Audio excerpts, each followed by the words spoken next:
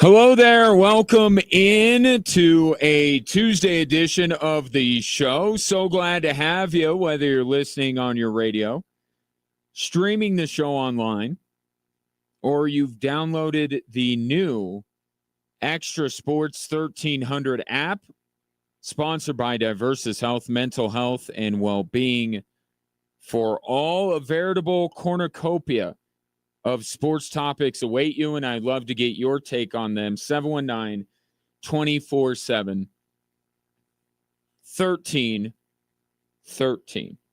A lot of different directions that we could go to start this show. Let's go. Let's just go in order of the most timely thing, given the last thing that happened would be the Denver Nuggets last night. You know, I talked about this team and how they started to look like they were hitting their stride, much like the Avalanche had about a month ago. And I said, we'll see these games that pop up that feel significant and whether they can show out in those games, because the Nuggets were picking on quite a few poor teams, if we're being honest. But after the win against Philadelphia, who was missing both Joel Embiid and Paul George, Nikola Jokic said he thinks that them beating an undermanned Philadelphia team by a great number of points shows that they are getting serious. Well, what are we to say about the last two games? They go up against the Minnesota Timberwolves and they get absolutely smacked around. And it appears that the Wolves are still not a great matchup for the Denver Nuggets. Are they as difficult as they were with Cat? I would still say no, but it sure seems like there's enough there, even with swapping out Cat for Julius Randle, that still makes Minnesota a difficult matchup for the Denver Nuggets. So that was a game where the Nuggets could show off their recent form in a showcase game against a team that many people would put right along with Denver, right? How is Denver going to get back to the title? Well, they got to figure out Minnesota, and then they got blown out. Then last night, they go into Chicago, and this happens. Just once again, us messing with the game, thinking that we could just show up, score at will. You tell them all morning, this team's going to run, this team's going to run, this team's going to run. And our inability or unwillingness to get back, our inability or unwillingness to guard one-on-one, and our inability or unwillingness to rebound the basketball when they did miss, the few times they missed, was on full display. And what was on full display last night and on Saturday was that maybe the Nuggets aren't quite right. They were looking like it. You thought about it, you wondered, and then the last two games happened. And oh, by the way, whatever happened to the Nuggets always bounce back after a loss. 3 times now since that was a conversation, the Nuggets have lost back-to-back games. Now, we're judging this team on a championship level, right? Because that's how they should be judged. Losing back-to-back games 3 times in the last 2 months,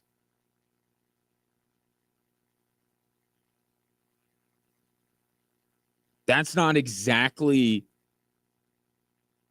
championship. And look at how some of these games go.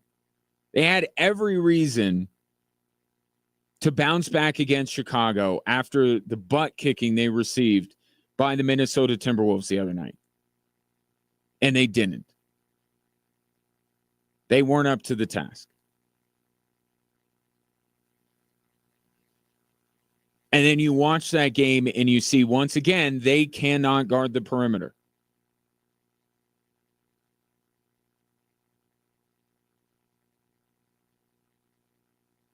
So it doesn't seem like maybe the Denver Nuggets are getting as serious as Nikola Jokic thought they might be. And the problems that have plagued them through much of the year still exist. And simply moving Aaron Gordon to the bench isn't really solving this. But in fact, Aaron Gordon being on the bench is a perfect thing to do for this grand experiment of what's the biggest issue with the Denver Nuggets. You put Aaron Gordon on the bench as an answer to the non-Jokic minutes. And it's better. Right? The non-Jokic minutes as of late have been better. Not great, but better. Yet, they still get smacked around by Minnesota. They lose last night. It's almost like the non-Jokic minutes was never their biggest issue. An issue, 100%. Their biggest issue, the thing that's keeping them from being a championship contender, it was never that. Because putting Aaron Gordon on the bench is exactly what they simulate in a way during the playoffs. They stagger him with the twos. They sub him out early. He's essentially Nikola Jokic's backup in the playoffs. So the non-Jokic minutes, while disconcerting at times, while frustrating at more times, while an issue to be sure, it's not their biggest issue. It never was.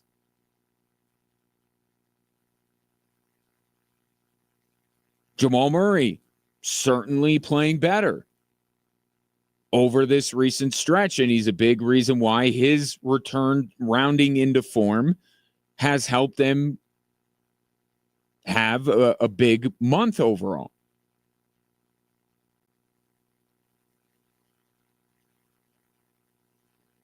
But the perimeter defense, still an issue. And the Chicago Bulls exploited it. The size and length of the Minnesota Timberwolves, even though they don't have Karl Anthony Towns, still an issue.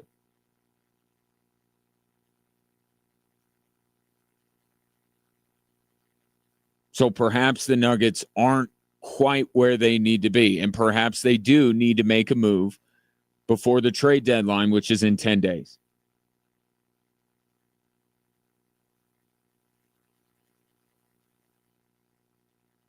Because the last couple of games, it just doesn't look like Aaron Gordon coming off the bench is the magic elixir to fix everything. And what are the Denver Nuggets going to do? What can they do? And it's the same refrain. Nothing has changed. You don't, especially given what happened with Mikko Rantanen over the last couple of days, surely no one is entertaining the idea of trading one of their significant core players in order to get deeper.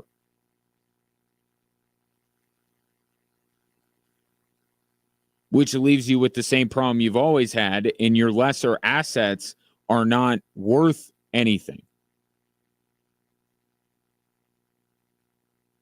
It does look like the Nuggets are missing something. Right? I have my theories on it. Others have theirs. You may have your own. They just when you think that they got right, they figured it out, and away they go, the last two games happen.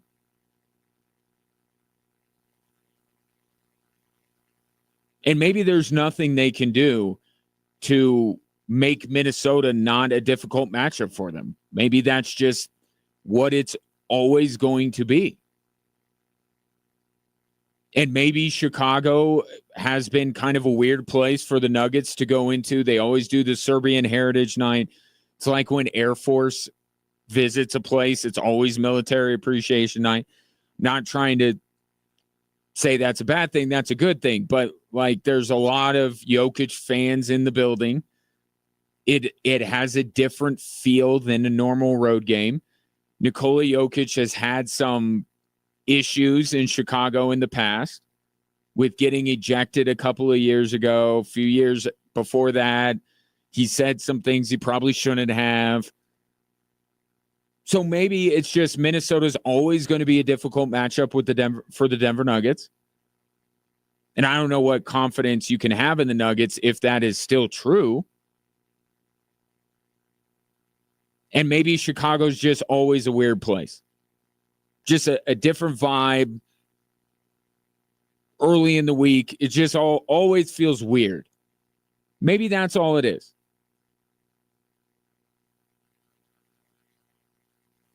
But this is coming on the heels of the Denver Nuggets looking like they were figuring it out. Not quite. Not yet, anyway.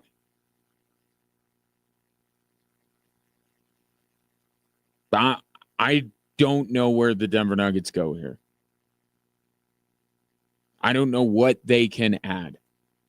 I think they're putting all their eggs into the Bruce Brown buyout basket. I really do. Or the Jonas Valanciunas, or I think they're hoping that somebody gets included in a bigger trade, maybe the Jimmy Butler trade, because there's a lot of machinations that have, like, the Suns simply cannot trade Bradley Beal for Jimmy Butler. Miami doesn't want Bradley Beal. Bradley Beal has a no-trade clause. I think what the Nuggets are really hoping for is that one of these bigger deals happen and some big, large salaried player that they could not afford gets bought out. But you're not in control of your own destiny there. You're not picking and choosing. So is it a Valanciunas? The Wizards get involved to facilitate? Does Bruce Brown get traded somewhere as part of a bigger deal and then gets bought out? I think that's what the Nuggets are waiting for. There's been a lot of talk on who the Nuggets should go after, but no one's been able to connect the dots that the Nuggets can get these people. I think it's going to be a very quiet trade deadline for the Denver Nuggets. And they're going to hope that somebody that can help them falls into their lap as a buyout candidate. But they don't know who. Or maybe they have an idea. And I think that it actually, if that's what the Nuggets are hoping for here, this trade deadline doesn't seem like there are going to be a lot of fireworks. The Jimmy Butler thing is going to get done, and there's going to be a lot of moving parts around that. But it doesn't seem like there are going to be 2, 3, 4 trades that are going to be significant enough where enough money is going to change hands that a talented player would end up on the buyout market. But we'll see. Not a good couple of days for the Denver Nuggets. Are they not getting serious quite yet? Can they still not solve Minnesota? I'll take your thoughts. 719-247-1313. Just getting going on this Tuesday edition of the show. Coming up next, the Denver Broncos are in a position that I cannot remember the last time they were in. It's enviable, but it also doesn't help the Denver Broncos move forward. I'll discuss next here on Extra Sports 1300.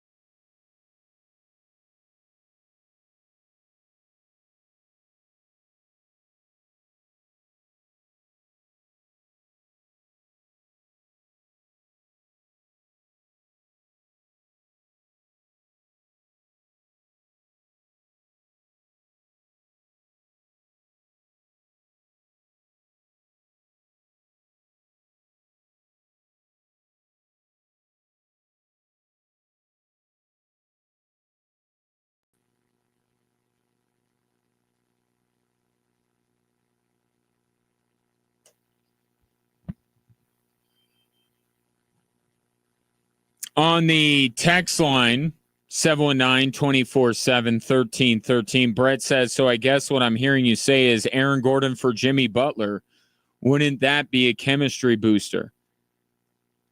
The team, that is not what I am saying. The team that acquires Jimmy Butler, I will immediately disqualify them from having a shot at winning an NBA title. What Jimmy Butler is doing in Miami, acting like a petulant child, is an image that I am not going to be able to shake, to be able to say, oh, he just needs to do whatever he can to get to where he wants to go, and then everything will be fine. Nope. Now, he's probably going to end up in Phoenix. Right? And I don't take them seriously as a title contender anyway. But no, even if you don't have to give up Michael Porter or Aaron Gordon for Jimmy Butler, you should not acquire Jimmy Butler. Let somebody else make that mistake. This is now 3 places that Jimmy Butler has been where he's torched the franchise on his way out. Put Minnesota on blast. It didn't end well in Philadelphia. And the one place culture, Heat culture, and Jimmy Butler is defying Heat culture. Left the team, refused to play because they wanted to bring him off the bench. No, I want no part of Jimmy Butler. Shifting to the National Football League and the Denver Broncos. First of all, I want to mention this really cool thing that the Broncos did today. And if you have a child who is playing high school football in this state, you would be interested to know that the Denver Broncos and the Walton Penner Group, their charitable arm, is donating a state-of-the-art football helmet to every high school football player in the state of Colorado. That's pretty cool. I think they said it costs like $15 million or something total. Somebody did the math. That's pretty cool. So kudos to them for that. But what is going on right now with this coaching cycle, and it's not the head coaching cycle necessarily, although Aaron Glenn got a job and he is from the Sean Payton coaching tree. But now that these newly hired head coaches are filling out their staffs, Broncos are kind of getting a little bit picked apart, which is not a place where we have seen the Denver Broncos for years. They were the ones trying to find a functional, quality, successful organization to poach people from. And now the Broncos have become that. What a difference a Sean Payton makes. So the assistant GM goes to the Jets.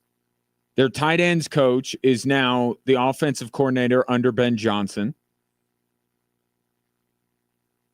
And John Morton, not to be confused, because you'll see Morton and you'll see Lions and you'll do what I did. I went, Johnny Morton, the wide receiver, was a coach for the Denver Broncos?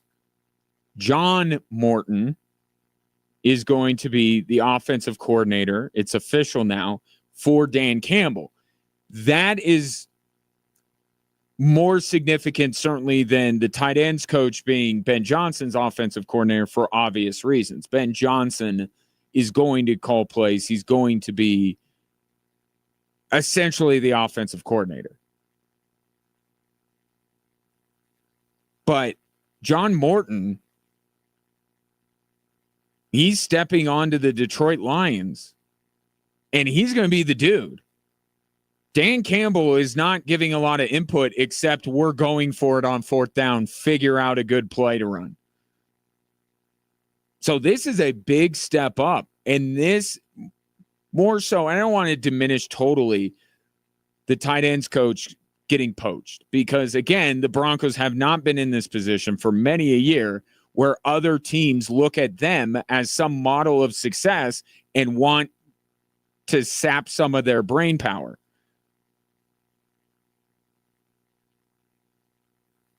But you look at Detroit, Dan Campbell's on the Sean Payton tree. Aaron Glenn, Sean Payton tree. Now he's coaching Jets. And it's why Sean Payton constantly refers to the Detroit Lions, always speaks about them in glowing terms. Like he could look at Kansas City, he could look at Buffalo, he could look at Baltimore, he could look at San Francisco. He keeps looking at Detroit and talking about them. Why?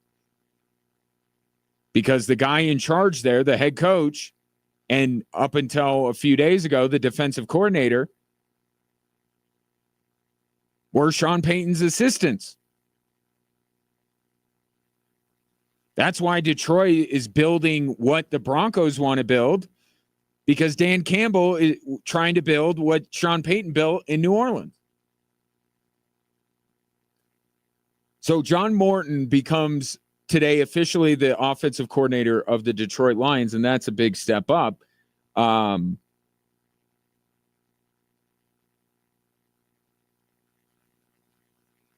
Remember what happened to Philadelphia? I don't know enough about John Morton to know. I'm just saying it's a big step for this guy to take, to be the offensive coordinator of the Detroit Lions, to have the autonomy that a Lions offensive coordinator has. But remember, the biggest mistake that the Eagles made after they last appeared in the Super Bowl was how they replaced their two coordinators. They missed. So I'm very intrigued, as I'm sure a lot of people are, for obvious reasons, to see how John Morton transitions to being the play caller and the offensive coordinator for the Detroit Lions. But it does speak to Sean Payton and what he has done with the Denver Broncos, that in just a couple years' time, only a couple of hiring cycles, already he has people in his building getting poached. So it's a good thing, but of course, as the Eagles can attest to, it can be a bad thing if you don't replace them with the right people. Now, Vance Joseph is staying. We know Sean Payton's the offensive coordinator. So those two people will remain intact, and those are two of the most important coaching positions, of course. So essentially, head coach, offensive coordinator, defensive coordinator, all the same. You have continuity there. But between a couple of guys getting poached, and now you have another firing from Sean Payton on the heels of firing his special teams coordinator, he fires his inside linebackers coach, Greg Minuski. Used to be a Kansas City Chief. Just trivia, that's all. So there are two things with this. One is that Sean Payton is clearly wanting to continue to build this quickly. Right? You look at, he only could stand 1 year with Russell Wilson. I know there were salary cap implications on waiting another year with Russell Wilson, but the Broncos acted decisively to get him off of their roster, to move on from him, not spend any more wasted time with Russell Wilson. You saw the rest of the purge of the roster that Sean Payton did. And now you have him looking towards his staff. No surprise here, if he's going to fire anybody, the position group that cost them the Chiefs game in many ways, special teams, and maybe their weakest position group, certainly arguable, their weakest position group at inside linebacker. Sean Payton is moving quickly. to continue to build on what the Denver Broncos have already done. But there's a balance. Part of why the Broncos are where they are now is because they are doing things the quote-unquote right way. Right? They found a quarterback. Now they're going to build around him. When Sean Payton arrived, he invested in the foundation of the team, the scaffolding of the team, if you will, with the offensive and defensive line. Said we gotta be better up front on both sides of the football. That was one of his first orders of business. And then he goes and gets a young quarterback worth building around. And they're going to do that this offseason.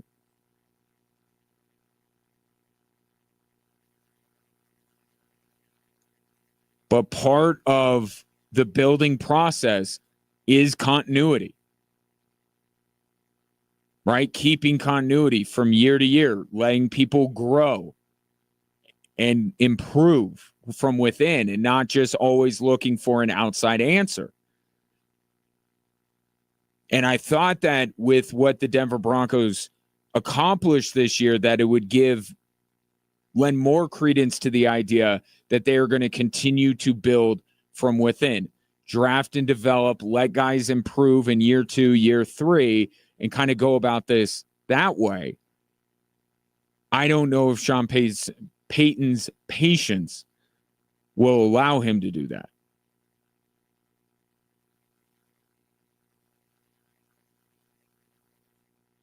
So it's not, the continuity is still there in the most important spots.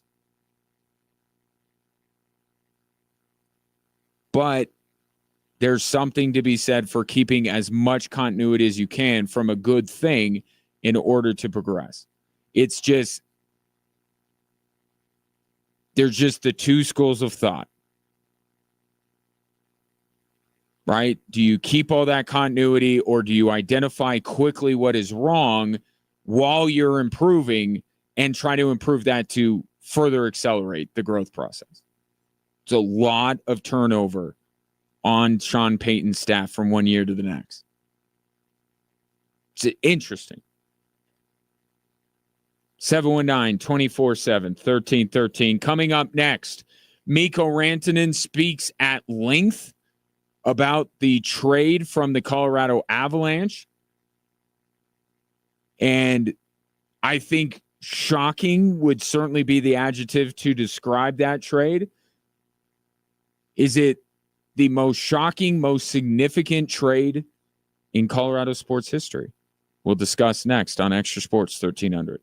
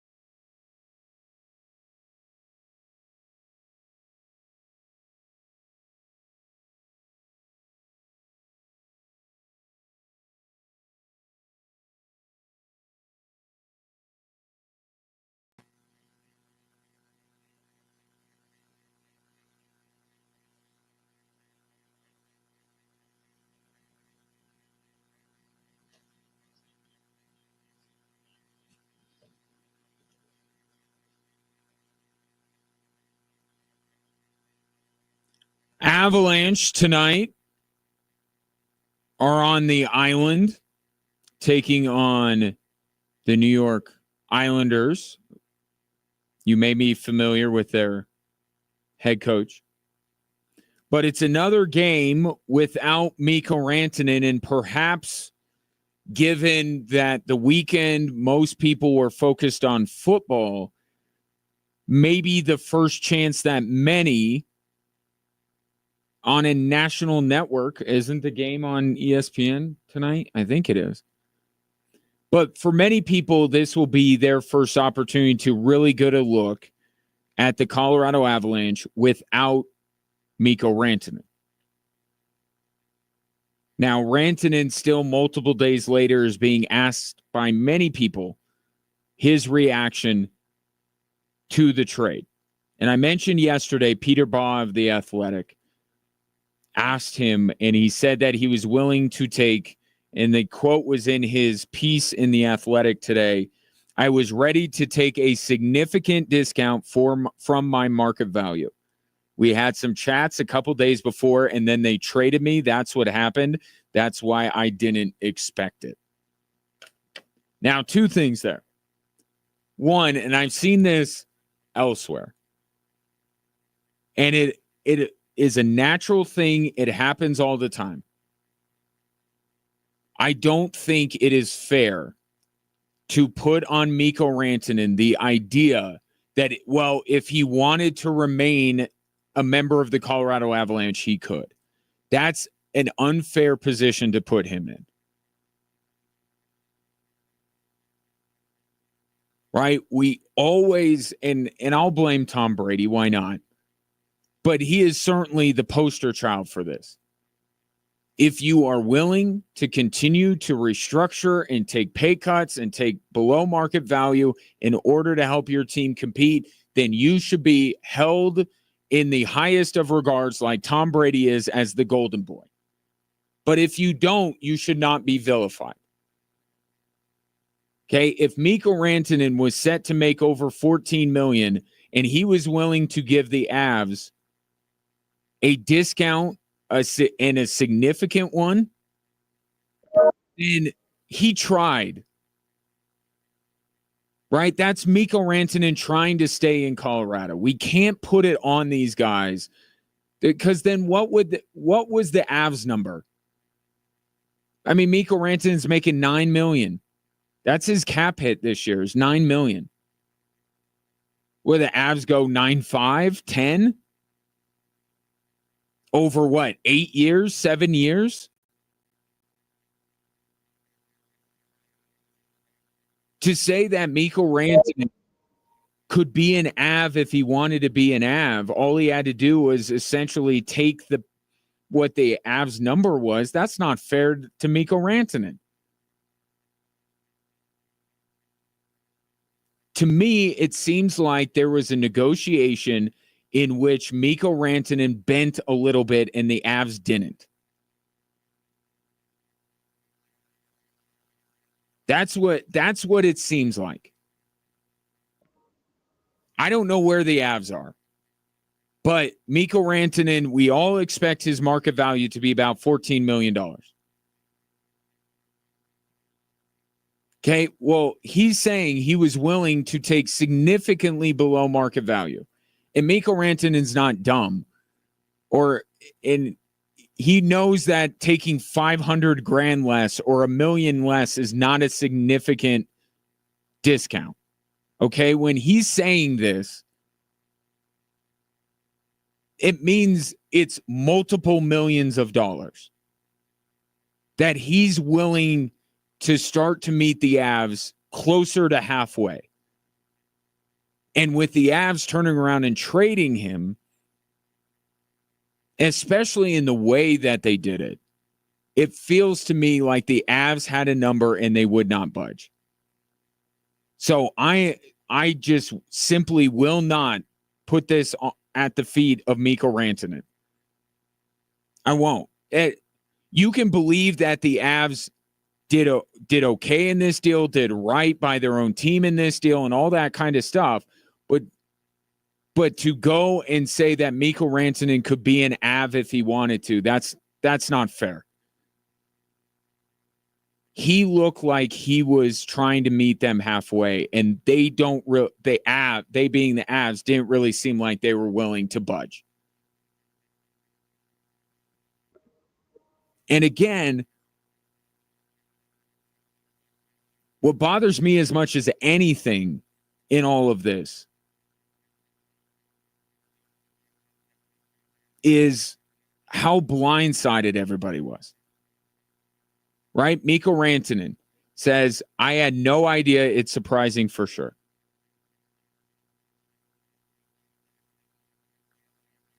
You talk about extension, and then it's kind of quiet.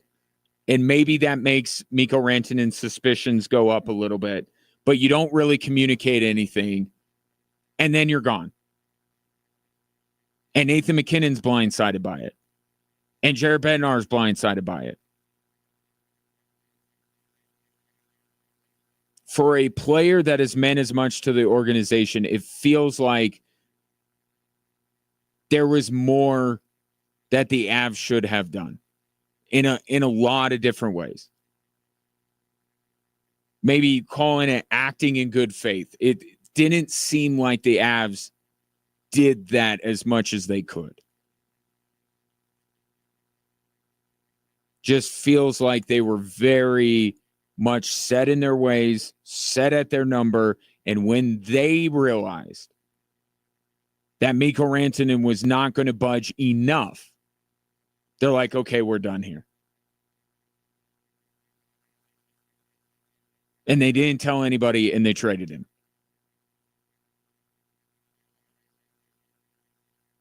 Feels like somebody like Mikko Rantanen deserved a little bit more.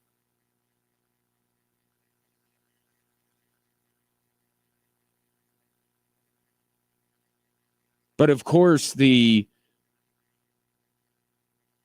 lack of rumors coming out about Mikko Rantanen potentially getting traded. I mean, we've seen the Avs be very quiet on things. That was Pierre Lacroix's MO. Silence.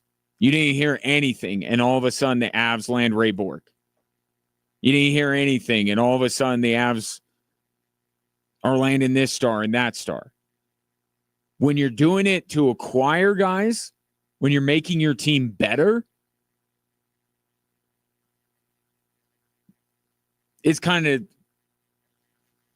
the sign of a really smart, well-run franchise. But when it's radio silence and then all of a sudden you give up one of your best players, it's perceived a little bit differently. Still good on the Avs for not letting anything leak out, I suppose. But not quite received as well. So is this a more shocking trade than when Von Miller left? Because I had a few that popped into my head in terms of the surprise shock level that I had upon hearing the news. Von Miller is one. Carmelo is another. I think that this is more shocking.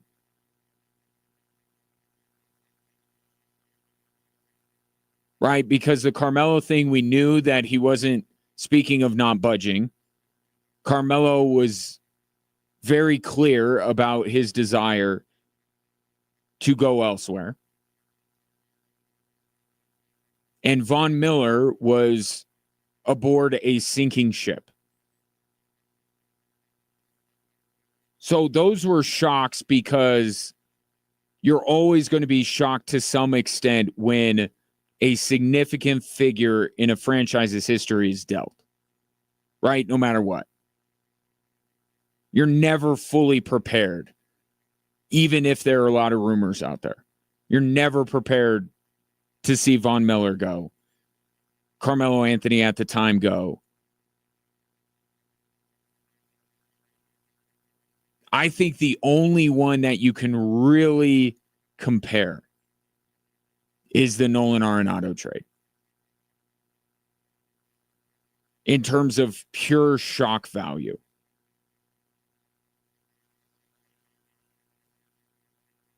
But what helps in this regard with the Mikko Rantanen trade is that you look at the return and it almost doesn't make it less shocking, but it's, well, I guess in a way it does. Because I was going to say, you see the return and you're like, okay, these are some quality players. And then you look at the Nolan Arenado trade and it's, well, they got back nothing. So I guess it does indeed add to the shock value. You're little bit less shocked when you see the return the Avs got from Mikko Rantanen, and you say, okay, that's a pretty good return. Doesn't mean you like the trade. Doesn't mean you're not shocked by it or disappointed by it. But you're like, okay, that feels like close to market value. Close to what you could expect to get for a player like Mikko Rantanen. With the Arenado trade, it was they didn't get anything back. They retained salary. Like it was just, they dumped him. It was a salary dump. That's what the Nolan Arenado trade was. It wasn't a trade. It was a salary dump. A salary dump that in true Rockies fashion, they didn't even do right because they retained most of his salary. They couldn't even dump it all on the Cardinals. So in comparing the two, I feel like nothing will ever beat the Nolan Arenado trade. The timing, the lack of return, how much the Rockies took a big fat L on that. That's going to be the gold standard maybe for the rest of my life. I don't see how another trade can combine all of those things together. At least the Avalanche got back, especially in Marnachis, a quality player to potentially fill Mikko Rantanen's role for years to come. Where's Lourdes Montero these days? Wasn't he supposed to be the big prospect they got back from the Cardinals? Where's he playing? So nothing will ever beat the Nolan Arenado trade. But second place on that list, to me, has to be this. Carmelo, you saw coming at some point. Von Miller, you didn't really see coming, but you're not as surprised once it happens because you know that the Broncos and Von Miller were on different trajectories. Right? Von Miller was still a high-level player. The Broncos were not winning anytime soon. So that requires some reverse engineering where you go, okay, this makes sense. I'm not as shocked now.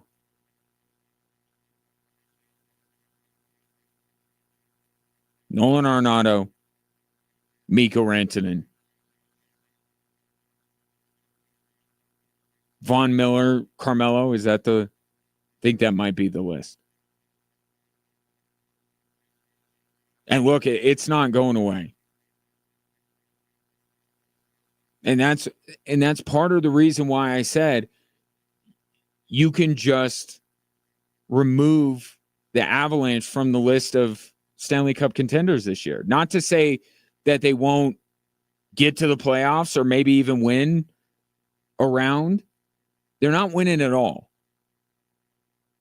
which I thought was the goal this year. But they're not. You know why? Because this is going to be constantly brought up. I mean, it's already jumped the weekend. We're into Tuesday. It's still being discussed. Avs are going to be asked about it tonight. They're going to continue to be asked about it. Marty Necas is going to be under a microscope, everything he does. You just can't make a move like this in the middle of the season and expect it to all click and work out and hoist the cup at the end of it. It's not going to happen. But another quote from Mikko Rantanen is what I like to end on because it segues into what I want to talk about after the top of the hour. He says, it's business, and I understand they're trying to think what's best for them. So, to that end, let's try to move this forward a little bit. What is Chris McFarland trying to accomplish with this trade? What are the Avs going to look like moving forward? And if Chris McFarland is not done, what's the next move? Take your thoughts on those things. 719-247-1313. And we'll talk about it after this on Extra Sports 1300.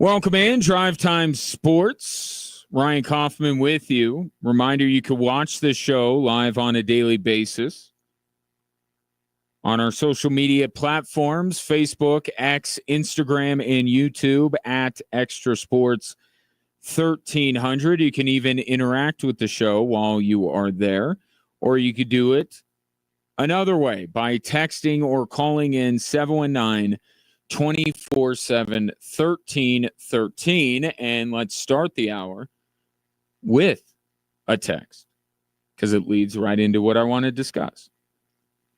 McFarland, that being Chris McFarland, the general manager of the Avalanche, knows way more about hockey than me, but I don't see how getting rid of Mikko will help them beat the Jets, Oilers, and Stars that can score in bunches.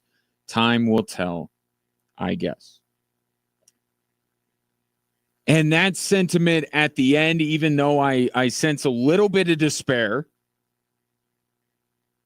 just a little bit, time will tell. It's kind of in the same vein as it is what it is.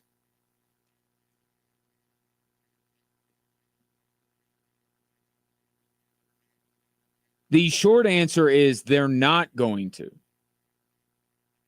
Not this year. What Chris McFarland is banking on is the same thing that he banked on when Nazem Kadri walked. We don't need Nazem Kadri. We don't need someone to just straight up replace him. We need to approximate throughout our lineup the production that Nazem Kadri gave us. And their answer to that was to sign Ryan Johansson.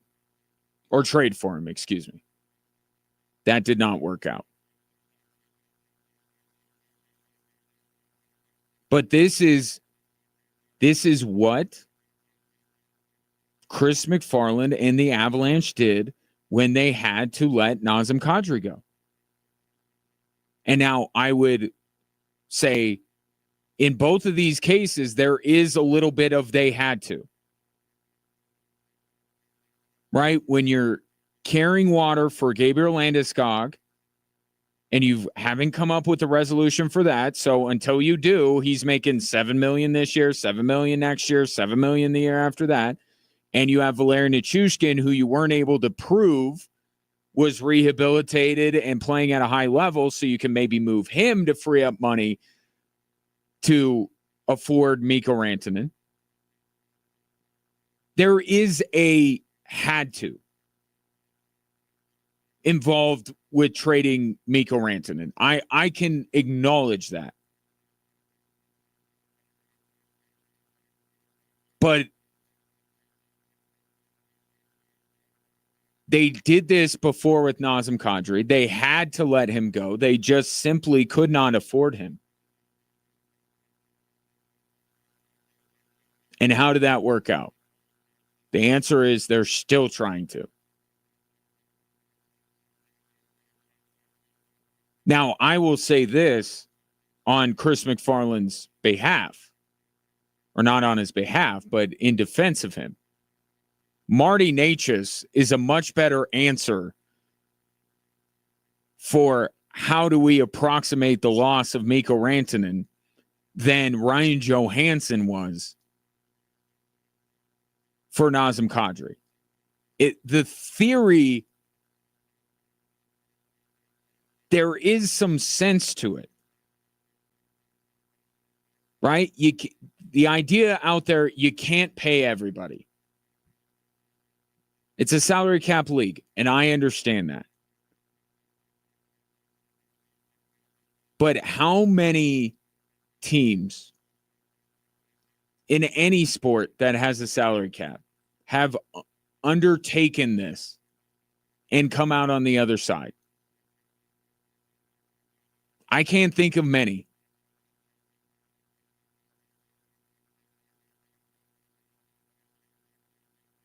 So while getting Marty Necas and then adding Jack Drury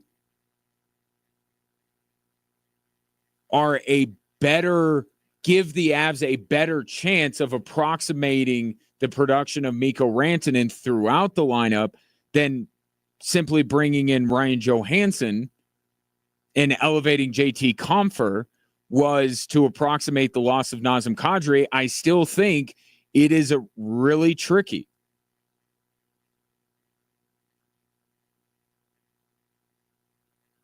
It's a really tricky thing to do. You're counting on a progression of a talent because Marty Necas today is not better than Mikko Rantanen.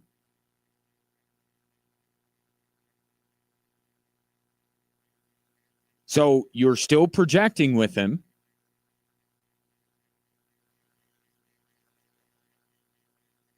And that's where things get a little dicey. But this idea of a deeper team, and you noticed it against New York the other day, Nathan MacKinnon, compared to what Nathan MacKinnon usually plays, was like hardly on the ice. And that's a good thing.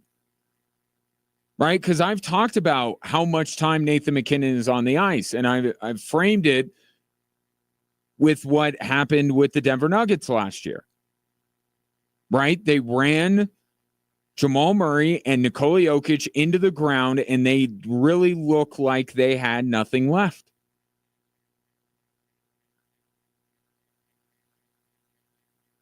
And I could see the Avs starting to kind of do the same thing to Nathan MacKinnon and, coincidentally, Mikko Rantanen. Marty Necas played a lot of minutes against Boston. He didn't just get Mikko Rantanen's minutes against New York. Jared Bednar used the depth a little bit more. And that could be an answer for the Avs, increasing the likelihood that they're healthy going into the playoffs. But once you get to the playoffs, it's still more than anything about your best players. Depth helps. Yeah, depth is important. That Avs team that won a championship had depth. You got to have everything.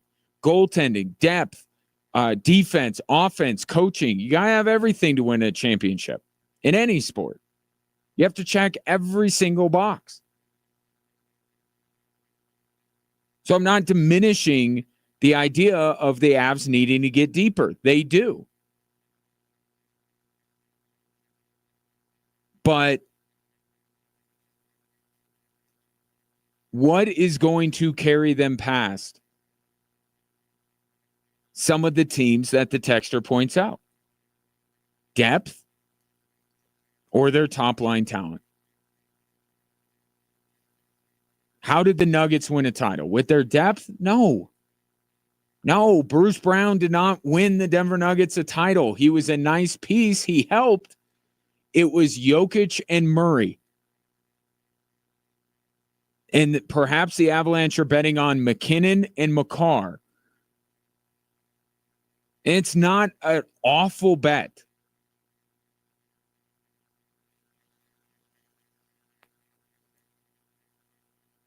But that's why I just say this year, it's not in the cards.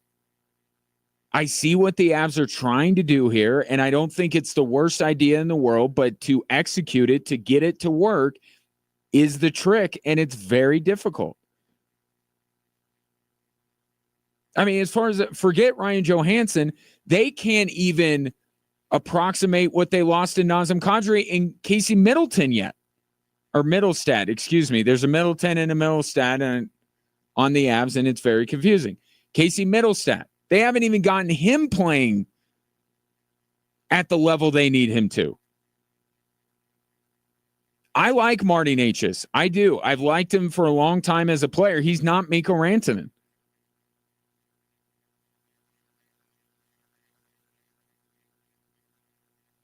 You give up the best player in the deal, you lose the trade. It doesn't mean that you don't have any chance of winning ever, but the Avs lost the trade. This trade is detrimental to their Stanley Cup chances this year. It just is.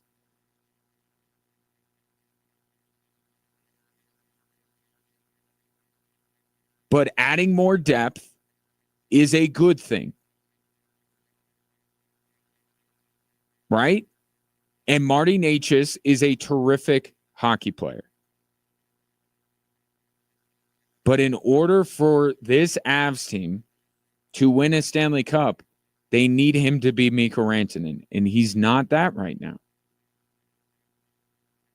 And to me, the focus of this season is not so much anymore, can the Avs topple the Oilers, giving them the respect they deserve as the reigning Western Conference champions? It's just going to be, do they see enough from Necas between now and whenever their postseason run is over to believe that they found a guy coupled with these other pieces that can approximate the loss of a Mikko Rantanen?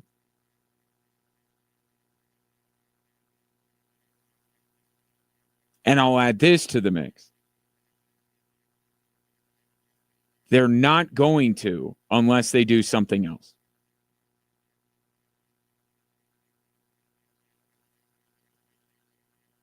And that's the biggest theory hanging over the NHL right now. The belief is that the Avalanche are going to do something else.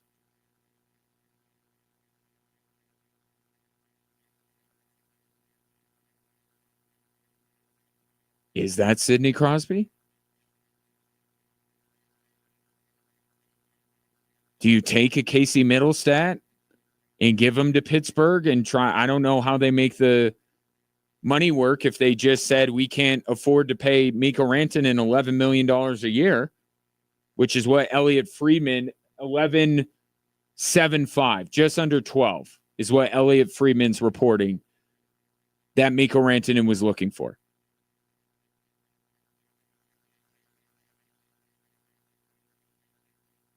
I look at the Avs and I say defenseman sticks out like a big need. So that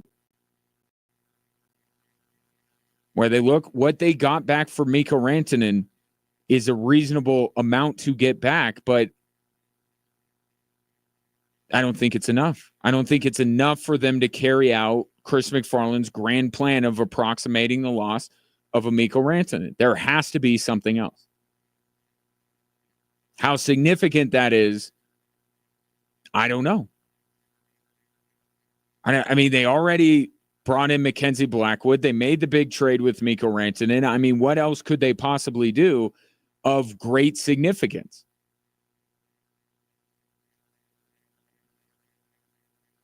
But I think doing something incredibly significant is not really what Chris McFarland's looking to do.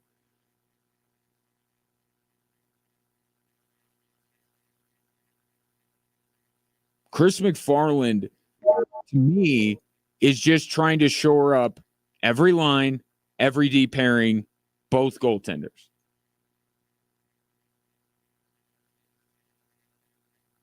I don't think that necessarily in his mind requires another big significant trade. Even though some are theorizing that it will be a big trade. But I think Chris McFarland, and he said it when he dealt Mikko Rantanen to get two young, cost-controlled assets, was appealing to him. Sidney Crosby wouldn't be another young, cost-controlled asset. Adding Sidney Crosby feels like a Pierre Lacroix type move, not a Chris McFarland type move. So do I think there's something else coming for the Avalanche before their trade deadline? Yes. I would very much temper expectations. I think Marty Necas is the best player that the Avalanche will acquire this season. Very good player. But he's going to be their most significant, I think. Because this is Makar, McKinnon, and let's just fortify and Taves a little bit too, but let's just get deeper than we have been. That's the trick. That's how we do it. While they're still trying to actually approximate the loss of Nazem Kadri. Little problematic. But the Avs will say you can't pay everybody. 719-247-1313. Take your thoughts on the Mikko Rantanen trade and where the Avs go from here. What do you think they have planned next, if anything? Coming up next, a lot of people trying to fix the Buffalo Bills over the last 24 to 48 hours in the wake of their loss to Kansas City. And I'm here to say, if the Bills want to finally win a Super Bowl, they're going to have to do the most difficult thing they can possibly do. That's next here on Extra Sports 1300.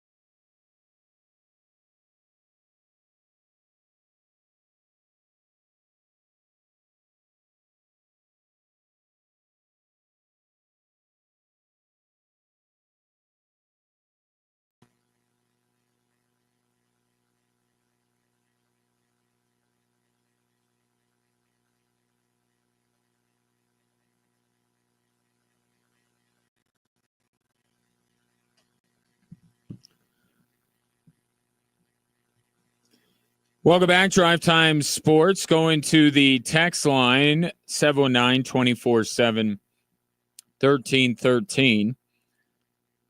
I say that the grand plan here for the Colorado Avalanche is to approximate the loss of Mikko Rantanen rather than straight up replacing him, a la what they have been trying to do with Nazem Kadri. And that's why I find the plan to be a bit problematic, as much as I may like Marty Necas.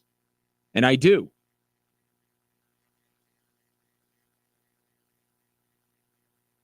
I think it's a tricky proposition. Would you rather have a few players that combine to be Mikko Rantanen, or would you like to have Mikko Rantanen? Because you had him. From the 719, we don't need to approximate. Chicago got what they wanted in a salary dump and a draft pick. Carolina is going for a cup. The Avs aren't cup material with Rantanen. The Avs got 2 decent players and 2 draft picks. More importantly, they avoided the dreaded used puck bag. But again, the losing him for nothing. Why was that on the table?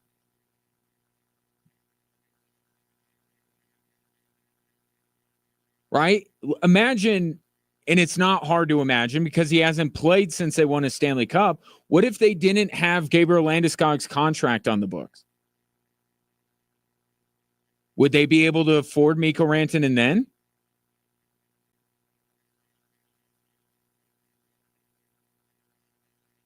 What if they could trade Valeri Nichushkin? What if he was a tradable asset? Could they have moved him instead of Mikko Rantanen and afforded Mikko Rantanen?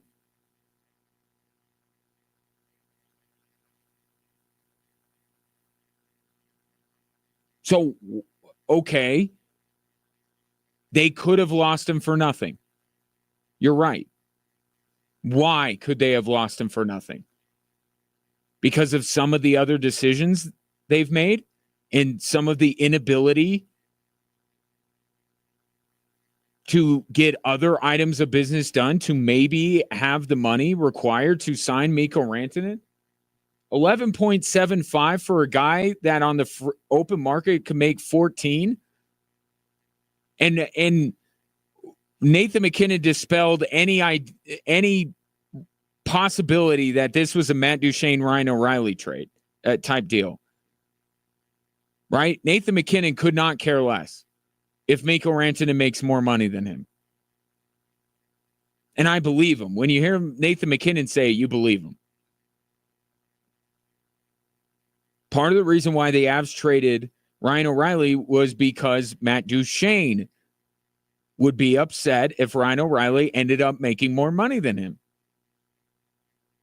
Nathan McKinnon doesn't care.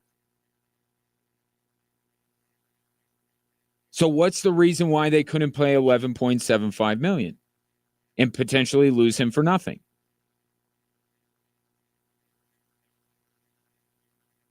So I get that. If it's either they lose him for nothing or they get this, yes, this is better. But this doesn't mean this is best. This doesn't mean that the Avs are going to win another Stanley Cup. But it's more likely that they do than if they lost Mikko Rantanen for nothing. But to say we don't need to approximate, that's exactly what they're trying to do. Marty Necas is not as good as Mikko Rantanen today. They got a lesser player, a terrific player, a player with some upside, but they're betting on that upside.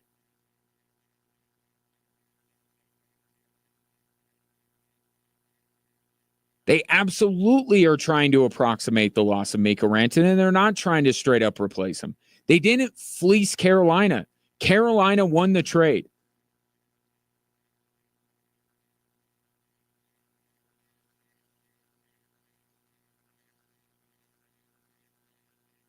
The window is not closed for the Colorado Avalanche, but there is work to do. And Necas has to get better. The Avs have to make other moves. Valeri Nichushkin has got to be on the ice. They got to figure out what to do with Gabriel Landeskog.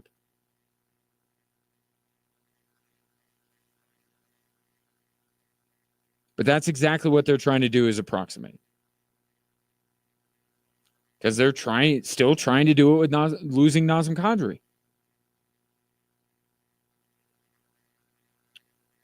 Shifting to the wake of Championship Sunday. Notice that nobody is really spending any time talking about what the Commanders need to do. Right? There's like no talk. Everyone's like, Commanders, they'll be fine. All good. No talk about whether the Commanders ever get over the Eagles or what they need to do. No one's talking about the Commanders. I mean, they're going to be, just for the record, they're going to be a prime regression candidate in the NFC. They are. They have to add. They have to get better. But it's obvious why. I say that with tongue firmly planted in cheek, because obviously what Washington did, they were a phenomenon, and they're just getting started. They haven't been banging their head against the wall like the Bills have been for the last few years. So it's obvious why no one's talking about Washington, but like no one is talking about what Washington needs to do to move forward. It's all Buffalo. And other than that little bit I just gave you, I'm going to now talk far more about the Buffalo Bills. A lot of people trying to help Buffalo. And they have all good intentions, because pretty much everyone wants to see Josh Allen succeed, wants the Buffalo Bills and their fan base to feel what it's like to celebrate a Super Bowl. And my fandom aside, I do too.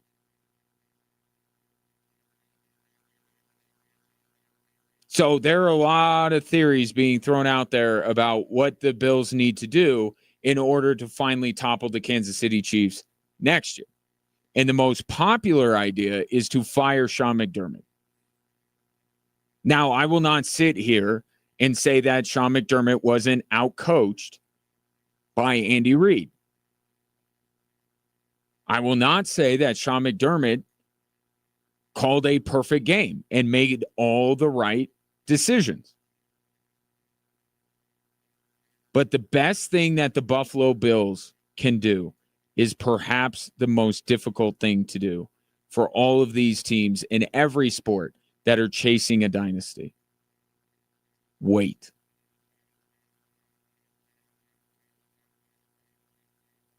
Now, Buffalo obviously needs to still conduct business. They still need to go into the draft, still need to improve their team. But is there any real thought that they can land anybody between now and next season that is going to completely put them over the top against Kansas City?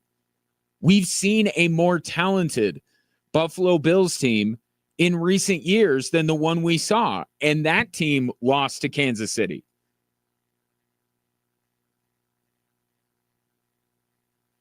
And perhaps it's a little bit, I don't want to say easier to take, but what has to be kept in mind is that the Bills weren't even supposed to be in the AFC Championship. So they're going to become more talented.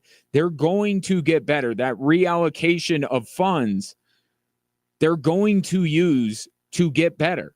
Probably at pass rusher, maybe at wide receiver.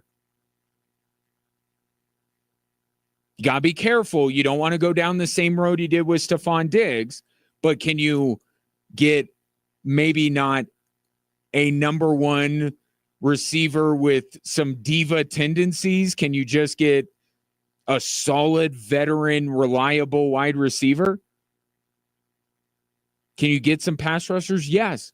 But I would still say I don't think that that's going to put Buffalo over the top. And I don't think firing Sean McDermott is. You look at other dynasties in sports, Golden State, the Bulls, the Lakers, the Patriots. Now, none of them were actually dethroned. Like, think about it. No one actually went up to those teams and said, this is mine. It's our league now. Every single one of those dynasties handed it over.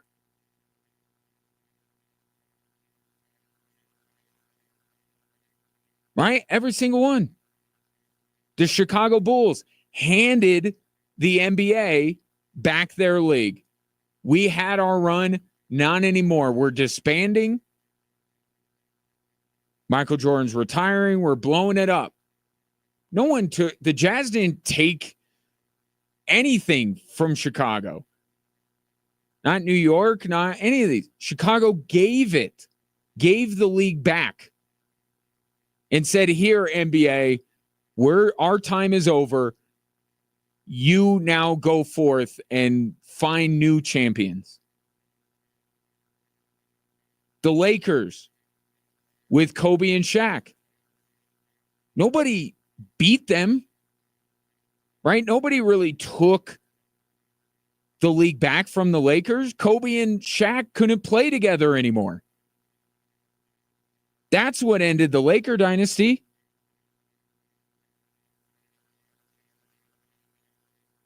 The Chiefs didn't take anything from the New England Patriots. Last time those two teams met up on a big stage, New England won. The Patriots handed over the league and said somebody else can become the next dynasty if they're capable, and the Chiefs have proven to be capable. But Chiefs didn't take anything from the Patriots. Brady went to Tampa.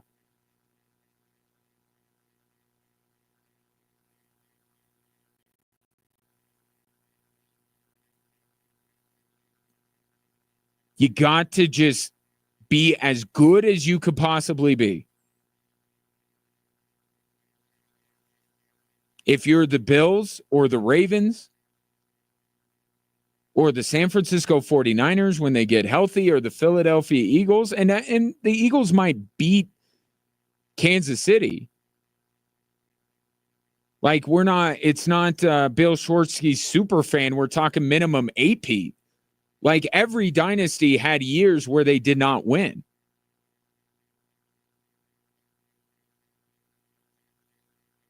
But for a dynasty to be over, or more so for on the AFC side, trying to keep the Chiefs from getting to the Super Bowl every year, you kind of just got to wait. Right? Wait for Steve Spagnuolo to be hired. Wait for Chris Jones to be done with taking pay cuts and go cash in somewhere. Wait for Travis Kelce to make an honest woman out of Taylor Swift and ride off into the sunset. Andy Reid to retire. You got to wait for some combination. I don't know if it's one thing. I don't know if it's Chris Jones leaving will be enough. I don't know if it's Steve Spagnuolo getting a head coaching job will be enough. But all of these dynasties, when they finally ended, they ended because of themselves. Golden State won, then they added Kevin Durant. Even in the times where the Golden State Warriors during their dynastic run didn't win, it was Draymond Green's knee to the groin of LeBron James. And it was Kevin Durant and Klay Thompson injuring themselves against the Raptors. Even when these dynasties are going on, the one time that we do look and say, well, that dynastic team got beat, a lot of those times you look at it and like, well, did they really beat them?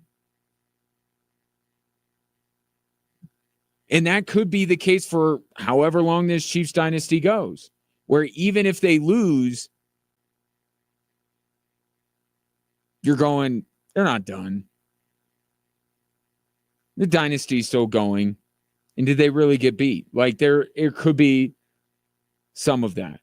But the best thing that the Buffalo Bills can do is, yes, we could get into the weeds of they need a pass rusher and they need this and they need that. That's just to stave off other teams. That's to stave off Baltimore. That's to make sure that they still are What the Buffalo Bills need to do is to make sure that they are still the biggest contender to the Chiefs' throne. Right? That's the best thing that they could do. They got to fend off all of these other teams that are trying to improve themselves and take that mantle from Buffalo. So they need to maintain that, and they need to wait. And just like the Patriot dynasty, the Warrior dynasty, the Laker dynasty, the Bulls dynasty, the Oilers dynasty, eventually it will end on its own. And then that's when the teams that have been maintaining their spot right behind this dynastic team, that's when they get their time. It sounds like a defeatist way of thinking. And I'm sure that there are fans of many NFL teams, most notably the Buffalo Bills, are like, yeah, I'm not patient. I'm not waiting. History will tell you that you don't topple these dynasties. They topple themselves. 719-247-1313. Coming up next, I have decided that there's just one thing that you must do at your introductory press conference as a head coach. And pretty much everybody did it except for one guy. That's next here on Extra Sports 1300.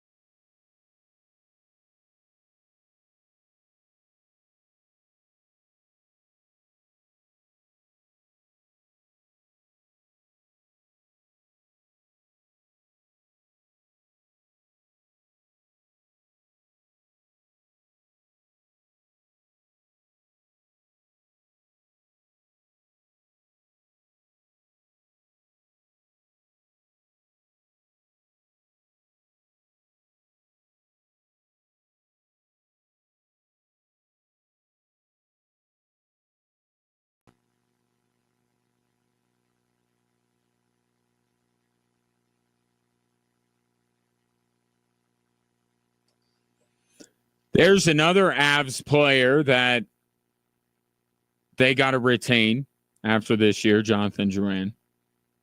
Anyway, the matchup for the big game is set, and that means it's time to plan your big game party by placing your pre-order with Hooters. Get 50 boneless wings for $79.99 or 50 bone-in wings for $89.99. And if you don't feel like hosting this year, Hooters is happy to have you out on February 9th, and you can win a custom engraved Hooters Colorado Solo stove. Just be sure to make Hooters in some form or fashion a part of your big game plans. 719-247-1313 is the number. You could text in or you can call in. I love to see this. The phone lines lighting up. Let's go first to Tom, who wants to talk about the Mikko Rantanen trade. Tom, great to have you. Fire away. Thanks, Ryan. Great show, man. Thanks. Yeah, I just wanted to say regarding the Rantanen trade, what took so long? My brother and I have both been advocating for this for the last 1 to 2 years, and if they would have done the trade within that time frame, they probably would have gotten even more for him. We saw what the Duchesne trade did for the Avs to make them the franchise that they are today, with all the assets that they acquired there. Rantanen, while he is an excellent regular season player, he just wasn't able to step it up in the playoffs. And because, as you know, the playoffs are a lot more physical, and Mikko never did play to his size. He was never a physical player. It seemed like he was always intimidated by defensemen and whenever they would hit him. And the guy's 6'4" and at least 220.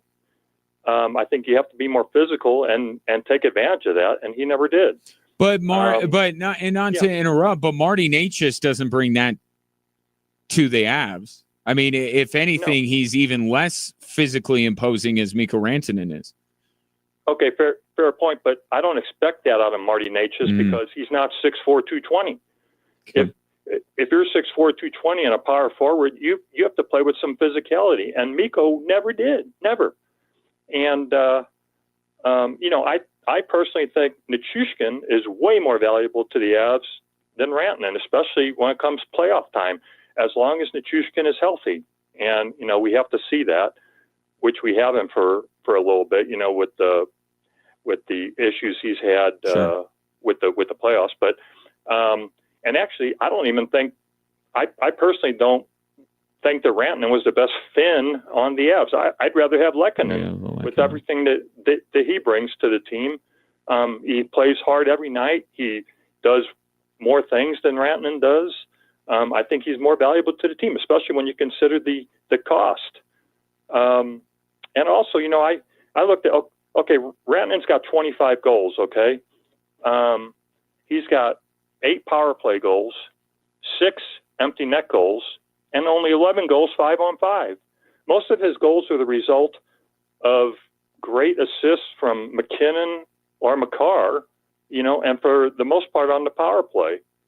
So let's see how Marty Necas does when he's got McKinnon and Makar on a regular basis, and let's see how Rantanen does over in Carolina where Marty came from. And then we'll have a little bit more of a fair comparison. But I am thrilled with the trade. I wish they would have done it a long time ago, and I think it will improve the Avs and, going forward. And, I don't have anything, more to say, and I definitely don't have anything negative to say about it. I'm glad they got something for him. Yeah, and certainly there's that alternative, as a texter point out. I mean, they could lose him for nothing. I would say that there are other reasons why that would be the case that I don't. Let me ask you this, Tom, before I let you go. Sure. Did you, before the trade, think that the Avalanche, if Nichushkin came back healthy, as currently constructed, would win a Stanley Cup this year?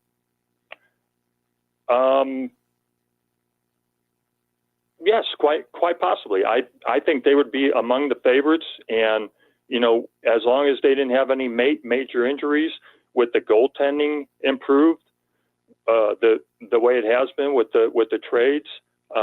If Nichushkin's in there, the the whole way. We've seen what he means to the team, not just in the playoffs, but in the regular season. And I think they'd be definitely among the favorites. So then let me ask you, with this trade now, do you still feel that way about the Colorado Avalanche this year?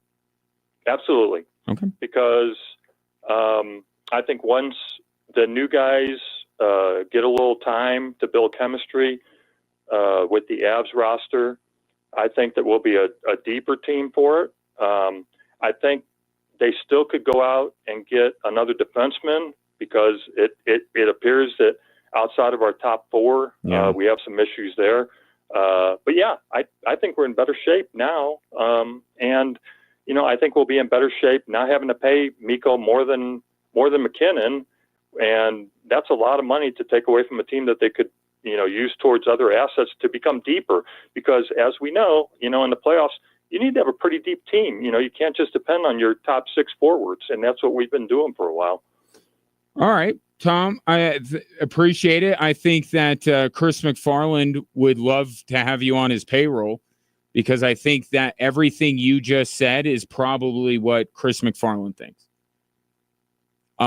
You and I agree on the idea that they need a defenseman.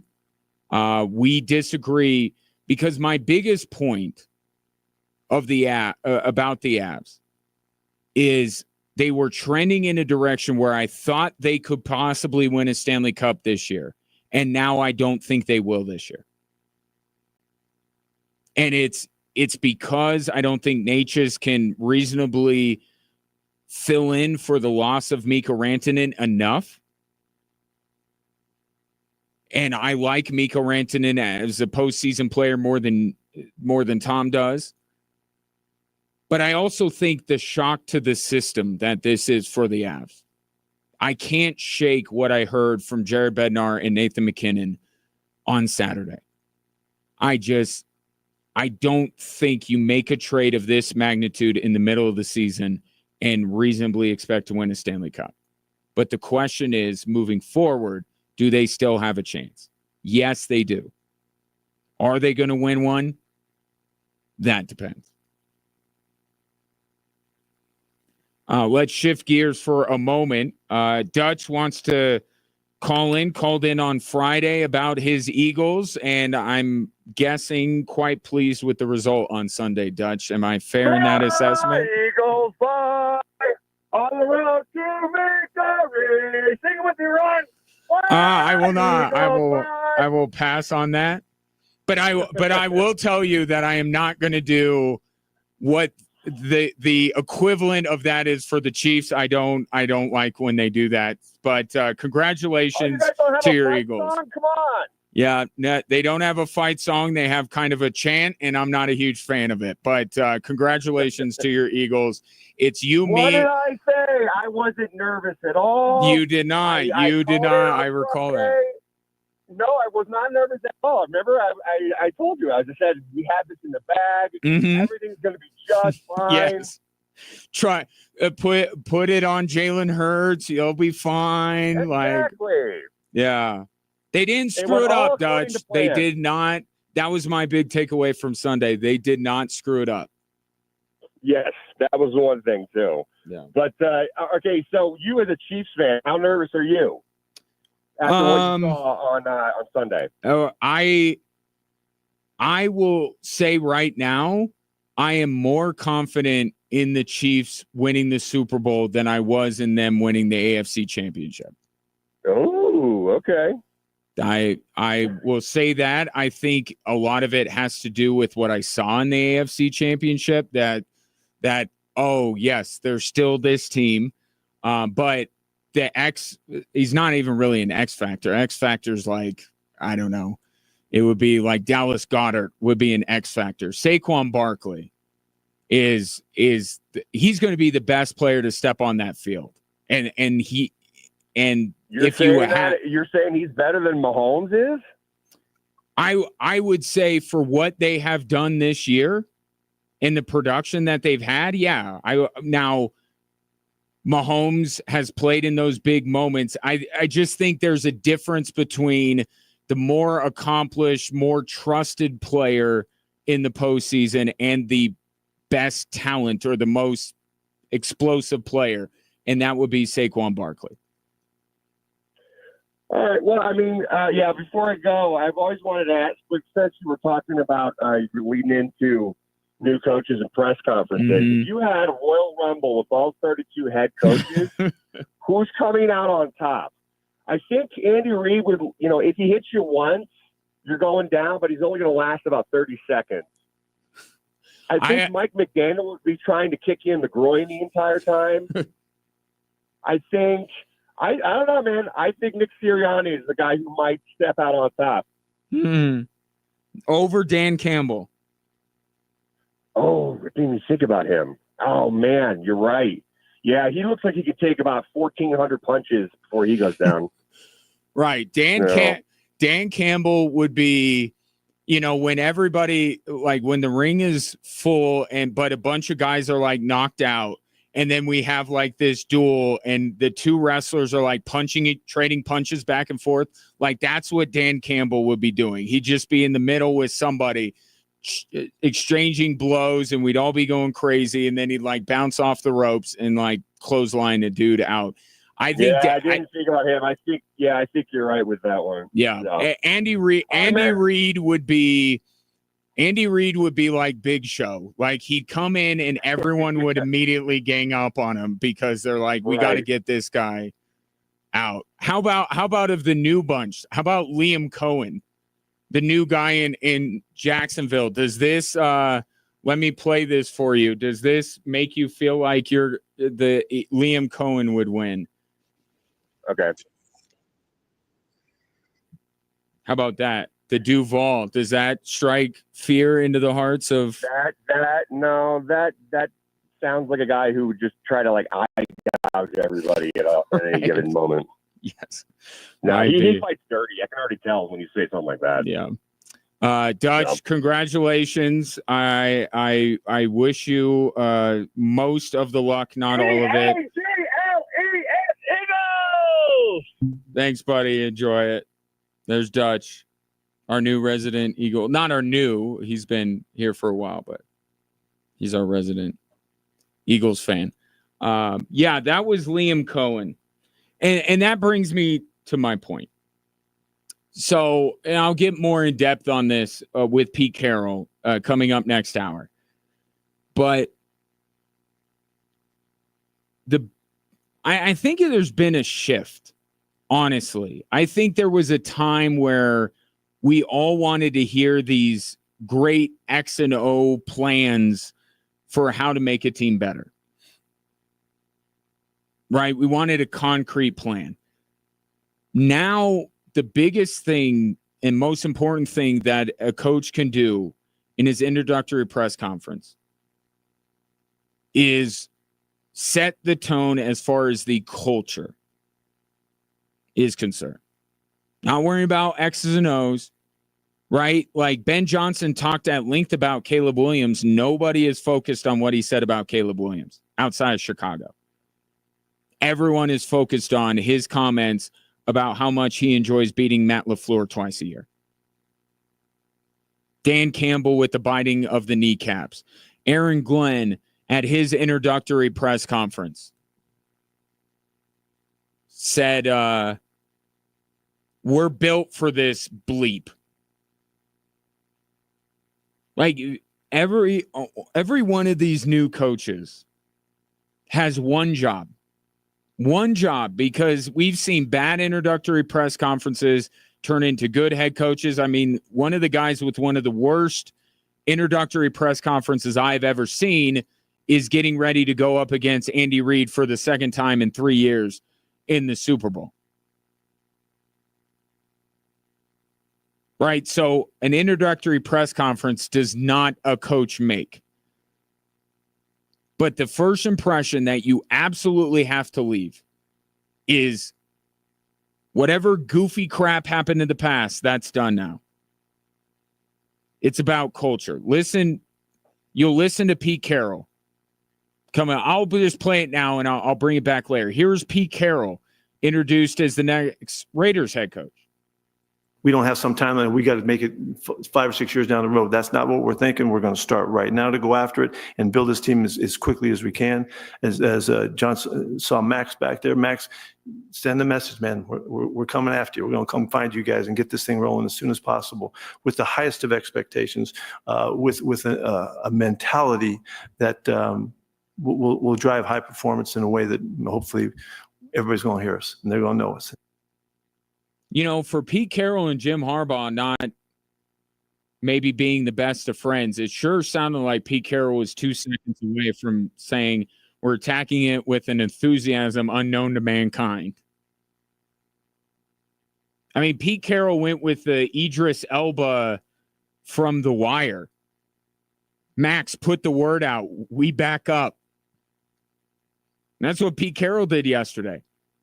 But that's what everyone wants to hear. We don't, let for the local people, they'll delve into, what you're going to do with your young quarterback and all that kind of stuff. You just want to hear somebody go, this is setting the tone of the culture. We're built for this bleep. We back up. We're biting kneecaps. That's all we are looking for. And that better be the soundbite that comes out of your introductory press conference. Something that sets a tone for what the culture is going to be, not what Liam Cohen, the new head coach of the Jacksonville Jaguars, is going viral for saying.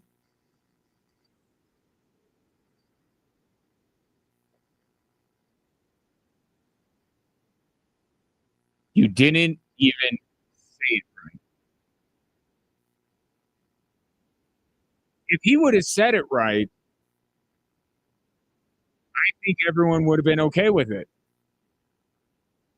He didn't say it right, and then he said it. He did. Not only did he not say Duval right. I mean, everybody knows Duval. Everybody says it that way, right? Am I wrong? Is that not the appropriate way to say it? Everybody knows that in the new head coach of the Jags does it. And then he said it in the worst way. I don't know how I would describe that, except other than to say it in the worst way you could possibly say Duval. That's what you have to avoid. Say you'll bite kneecaps. Say you're built for this league. Say we back up.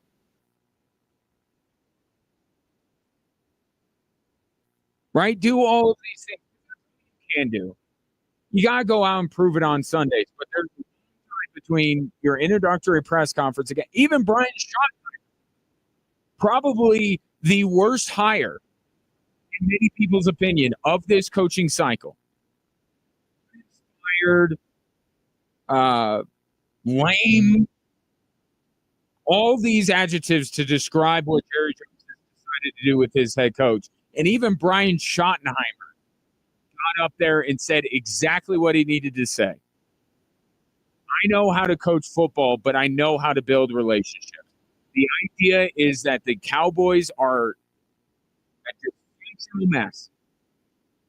And it is less about their talent and more about egos and disarray and feuds.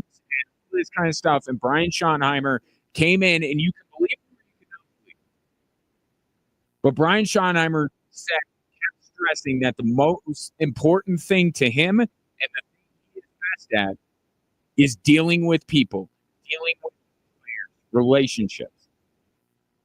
Even Brian Schottenheimer got his introductory press conference right, to say nothing of what Jerry Jones did. Somebody has Jerry Jones. That word he keeps using, like an oil phrase, it means something much different for everybody else. Has anybody listened to the Jim Rome show?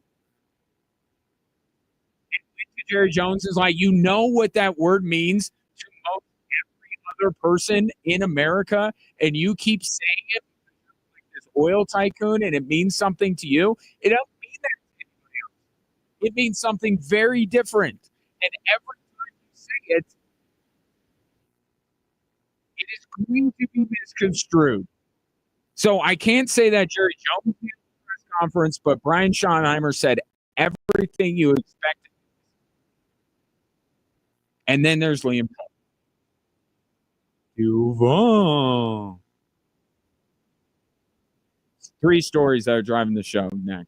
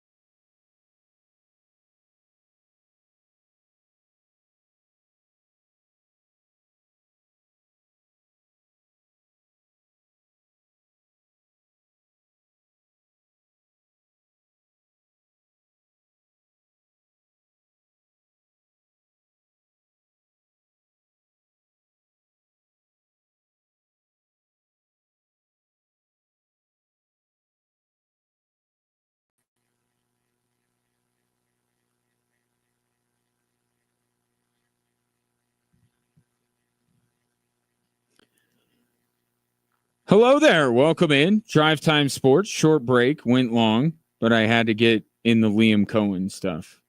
Oh, boy. You will hear again from Pete Carroll coming up in just a little bit because you've been looking at the mock drafts lately. Pete Carroll may not be totally off with what he said in his press conference. And of course, it's of note around these parts, being the AFC West and all. So you hear that coming up in a little bit. In the meantime, 719-247-1313 is the number if you'd like to interact with the show. Right now, let's hit the 3 stories that are driving the show.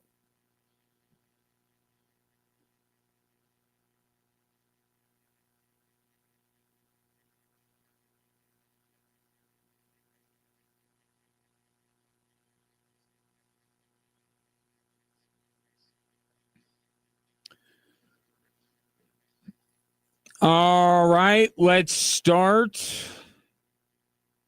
with this being story number 1. Left-handed layup won't go. Denver can't make a shot. DeSumno front court. Bazilis against Watson. Dunk, 2 hands. What a comeback for Chicago. Denver up 12, now down 2. Cause on the Call, Altitude Radio Network. You heard it right here on Extra Sports 1300 last night. How would the Denver Nuggets respond and bounce back after getting embarrassed by the Minnesota Timberwolves? Well, by getting embarrassed by the Chicago Bulls. Now, they didn't get blown out, but it was kind of embarrassing to lose to the Bulls 129-121, to give up the lead that they had. Michael Malone said it in his post-game press conference. They should have been up by 20 at the break. So I thought that the Nuggets were following the same trajectory as the Avs. About a month ago, the Avs looked like they were getting right. They were figuring it out. They were looking like a Stanley Cup contending team. I thought the Nuggets were on that. Let's hold off. let's hold off on that just for a minute, because apparently the Minnesota Timberwolves still give the Nuggets all sorts of problems, which in itself is problematic.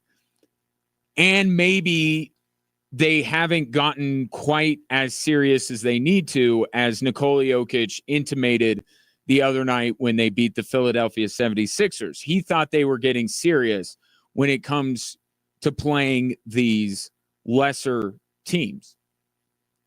No, they'll still mess around. And this Nuggets team, with all its flaws, if they mess around, they'll find out. With their lack of perimeter defense, still a thing. Chicago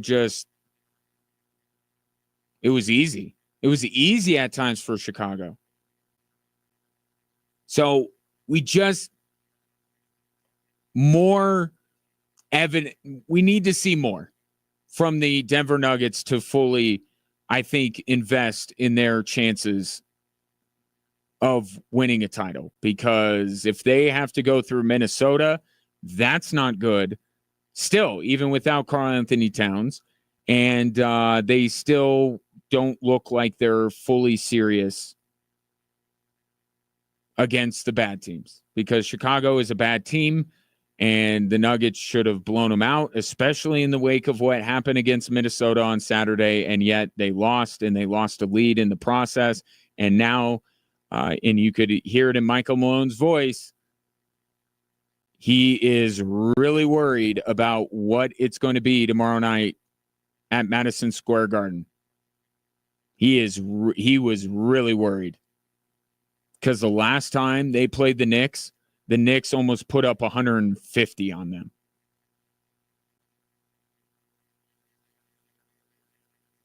Moving Aaron Gordon to the bench was not the thing that would completely fix the Denver Nuggets. So we could be done with that, right? Just put Aaron Gordon back in the starting lineup. Nuggets, back-to-back losses, now heading into Madison Square Garden. Here, let's go to story number 2, which is Mikko Rantanen sounding off in greater depth on the trade that he was so stunned by. Again, reiterated that he was willing to take a significant discount from my market value, quote unquote. Said we had some chats a couple of days before, and then they traded me. That's what happened. That's why I didn't expect it. Added, I didn't know we were in a rush. That's what I felt. That's my honest opinion. It's business, and I understand they're trying to think what's best for them.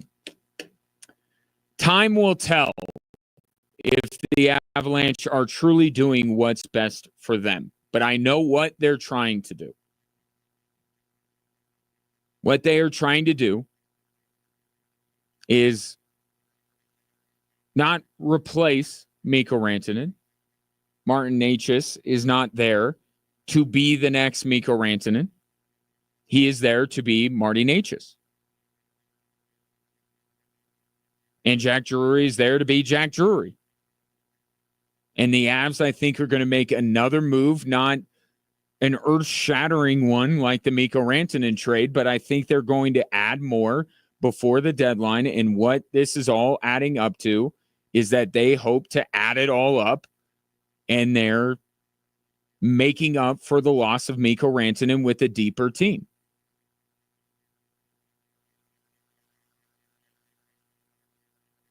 I'm not saying it has 0% chance of working. What I am dooming the Avalanche to is not winning a Stanley Cup this year. That's all I'm committed to. I got to see more of Marty Necas and Jack Drury, and I got to see what else the Avs do. And I got to see Valeri Nichushkin be on the ice. Right? And then we'll go forward. But the route they're taking is far from a sure thing. And you know how I know that? Because the Avalanche still have yet to replace the production of Nazem Kadri. This was their plan. This is exactly what they said a couple of years ago. We can't replace Nazem Kadri. Agreed. Everybody agrees on that. But they said we're going to use that money and we're going to add here and here and here, and we're going to promote from within, and that is going to get us to where we need to go. Well, JT Compher is gone. Ryan Johansson was an abject failure of an acquisition. I think what the Avs are starting with to replace Mikko Rantanen is a better start than they had replacing Nazem Kadri. I will say that. But this team is still chasing that. We still don't know if Casey Middlestat is truly that 2C that the Avs have been hoping for. We don't know. The guy has been wildly inconsistent. So they're basically, as they're still trying to do this other thing, they're taking on a new challenge and trying to approximate the loss of an even better player. An even more integral part to the Avs' success. Not saying it can't happen. I'm just saying it's not coming together this year, and that road has a bunch of potholes in it.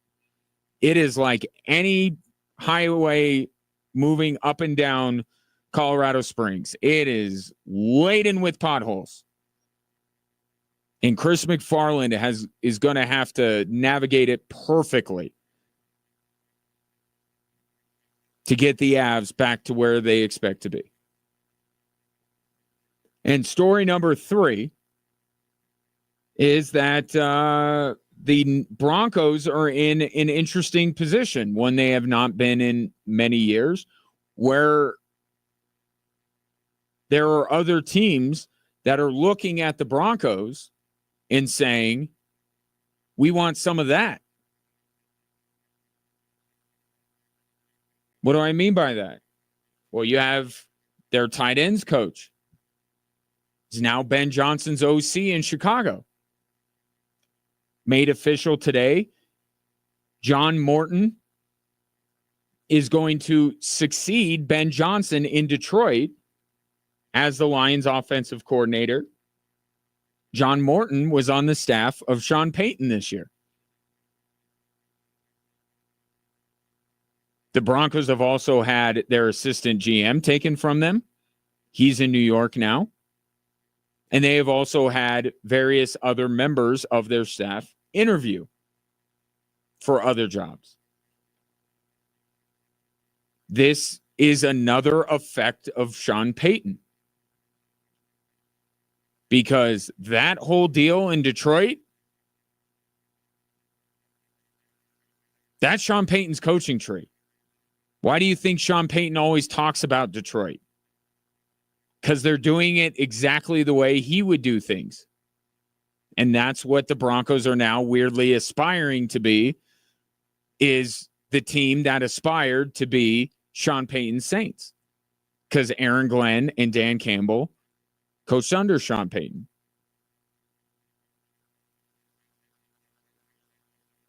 So it is a sign that what the Broncos are doing is right, that other teams in a copycat league are admiring what they are doing from afar and trying to replicate it by poaching some members of their staff. So while it is flattering, I suppose, to the Denver Broncos organization that their personnel is in such high demand, it also creates something that a team like the Broncos, heading in the direction that they are heading in, can ill afford. And that is a lack of continuity. And Sean Payton is actually exacerbating it by firing his special teams coordinator because he cost them the Kansas City game in his mind. And he today fired his inside linebackers coach, which was probably right along with running back, the weakest position on the Denver Broncos roster. So you have staff turnover and you're adding voluntarily more staff turnover. And I'm sure the calculation from Sean Payton is we still have me and we still have Vance Joseph. So losing a tight ends coach, a special teams coordinator, a passing game coordinator, losing all of these assistants underneath Vance Joseph and Sean Payton, I think that would be fine. And I don't think any of these losses are catastrophic to the Denver Broncos. But there's the Malcolm Gladwell tipping point. We don't know the number, but there is a tipping point somewhere where losing this much staff, losing this much continuity can actually cause a team on a forward trajectory to take a step back. And we'll see who Sean Payton hires in both of these roles, or all of these roles, I should say, to see if they can overcome the lack of continuity. But every day that goes by, there's less continuity with this coaching staff. And I would imagine there will be less continuity with the roster once we get into the offseason. For a team like the Broncos that just showed up, a little tricky. And we'll see how Sean Payton navigates it all. For now, I take your thoughts on the three stories that are driving the show. 719 24/7 1313. Coming up next. Do my Chiefs, do your Broncos, do your Chargers, if you are Chargers, have anything to worry about in Vegas? See if Pete Carroll puts the fear into you next here on Extra Sports 1300.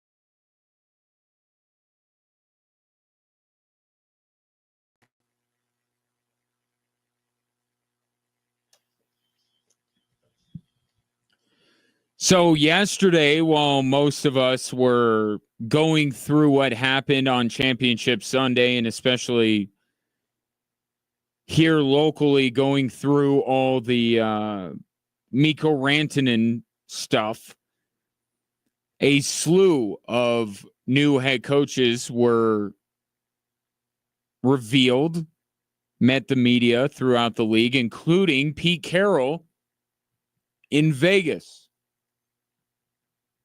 And Pete Carroll clearly spent his time since he left the Seattle Seahawks watching The Wire. We don't have some timeline. We got to make it 5 or 6 years down the road. That's not what we're thinking. We're going to start right now to go after it and build this team as quickly as we can. As John saw Max back there, Max, send the message, man. We're coming after you. We're going to come find you guys and get this thing rolling as soon as possible with the highest of expectations, with a mentality that will drive high performance in a way that hopefully everybody's going to hear us and they're going to know us. Want you to put the word out, Max. We back up. Exactly what I think you want to hear if you're a Raiders fan. That this will not take a long time because you've already waited a long time for this organization to figure it out.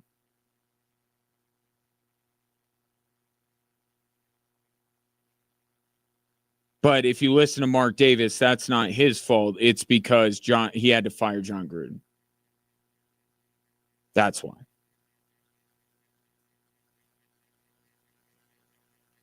I understand that the Davis's persecution complex is not completely unfounded, but man, does Mark Davis love to play that card.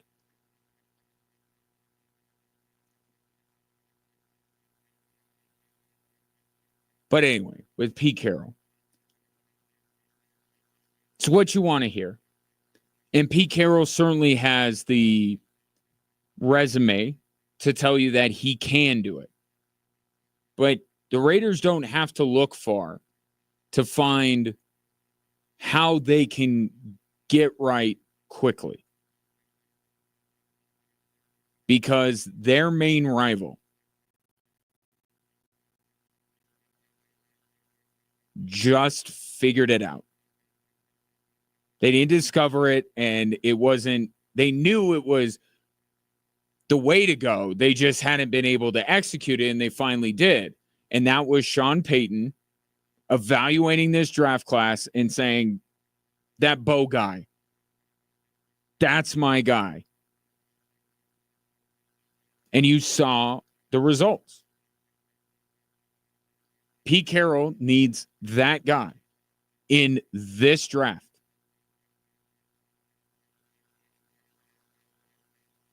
Have you noticed the mock drafts lately? Lot of Shedeur Sanders on the 6th line. Lot of Shedeur Sanders on the 6th line. If the Raiders want to get it right, because Russell Wilson doesn't get it right immediately. And I said this when Pete Carroll was named the head coach, when that news broke. I said, obviously, Russell Wilson makes a ton of sense, but all he would be was just for the Raiders to be a little bit better. Right? The one thing that the Raiders cannot have next season is a season like this year and the year before. And maybe the year before, the year before, and the year before. It can't be a pit of despair. And Russell Wilson is just good enough, as he proved in Pittsburgh and as he proved in Denver. Even though both of those places, one of those places kicked him to the curb and one is about to. Russell Wilson will win you enough games to string you along. Because he strung along the Pittsburgh Steelers. Steeler fans were loving having Russell Wilson, and then it all fell apart at the end. And they said, why didn't we listen to Broncos fans? 2 years ago. Russell Wilson went on that run. They beat the Vikings and the Bills and the Chiefs, and he was stringing everybody along. And by the end of the season, Broncos fans are going, why didn't we listen to the Seattle fans? Russell Wilson will give you just enough that you don't feel awful as the season's going on. But if the Raiders really want to get right and get right quickly, like Pete Carroll is saying they will, they need to get Shedeur Sanders. And not Cam Ward or Shedeur, not a quarterback, Shedeur.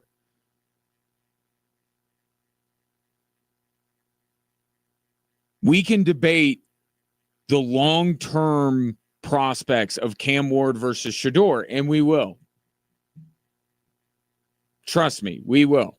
We're not even to the Super Bowl yet. There's plenty of time for it. But I will tell you now that the more ready to go day one is Shedeur Sanders, and that will not change between now and April. The bet with Cam Ward is on upside. The bet with Shedeur is I get a guy now that I can plug and play immediately.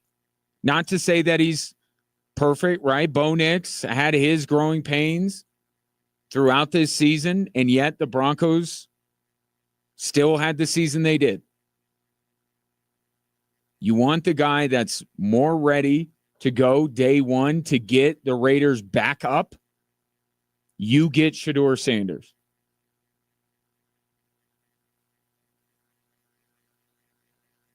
If he ends up falling to 6, then I think if you're a Raiders fan, you'll be over the moon. This will be the best offseason your organization has had in at least a decade. And you'd have more reason to believe in the future than you have in about a decade. But I am still not completely sold on the idea that Shedeur Sanders is going to be around at 6. And I'm not entirely sure that it won't take a trade to go get him. Now, but I could see the Titans already kind of telegraph their move, which they are allowed to do because they're picking 1. So what does it matter? They're taking Travis Hunter or perhaps Abdul Carter, but I think there's one generational talent in this draft, and it's Travis. But a lot of people like Abdul Carter. But that's not quarterback. Neither one of those guys. And then you go to Cleveland. Do they really feel compelled to take a quarterback when they still have some Deshaun Watson business they need to figure out? And then the Giants obviously need a quarterback. But do they go upside knowing that they are nowhere close? So the higher upside QB makes a lot of sense. I get why these, and then you have Jags and Patriots don't need a quarterback. So I can see why so many mock drafts have Shedeur to the Raiders at 6. I'm just not completely sold on the idea that he's actually going to be available at 6. If he drops below the Raiders at 6, then then business as usual with the Raiders organization. They cannot miss. If Shedeur falls into their lap at 6, they must take him. They must. But they may have to move up to get him. And I don't think that's the worst idea. But to me, they have to wait to see what the Giants do. Right? Perhaps they can outbid somebody a little bit behind them to move up to like the Patriots spot or the Jaguar spot. But I don't see the Raiders being able to jump the Giants. So they're at the mercy of whatever New York decides to do. But I could, again, see them going higher upside, the longer-term play in Cam Ward. But if the point here is if Pete Carroll wants to get the Raider and Tom Brady and Mark Davis and this spy tech guy and who knows what say Deion Sanders has in all of this. But if all of these stakeholders in both Shador's future and the Raiders' future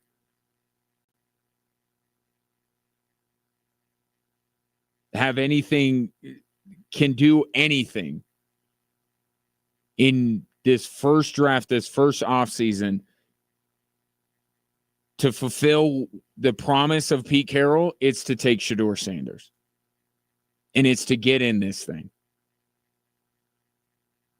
Not only are you in a division with other coaches with wonderful resumes, but you are in a division that is 3 QBs deep.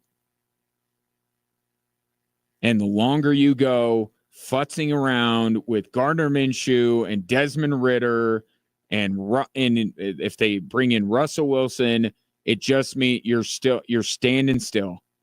Really, in terms of moving up in the division. Like I said, you could be better than you were last year, but you could still be worse than Denver, LA, and Kansas City. You want to give yourself a chance to really move the needle in year one? You draft a quarterback. And the better of the two for what the Raiders are trying to do is Shador Sanders.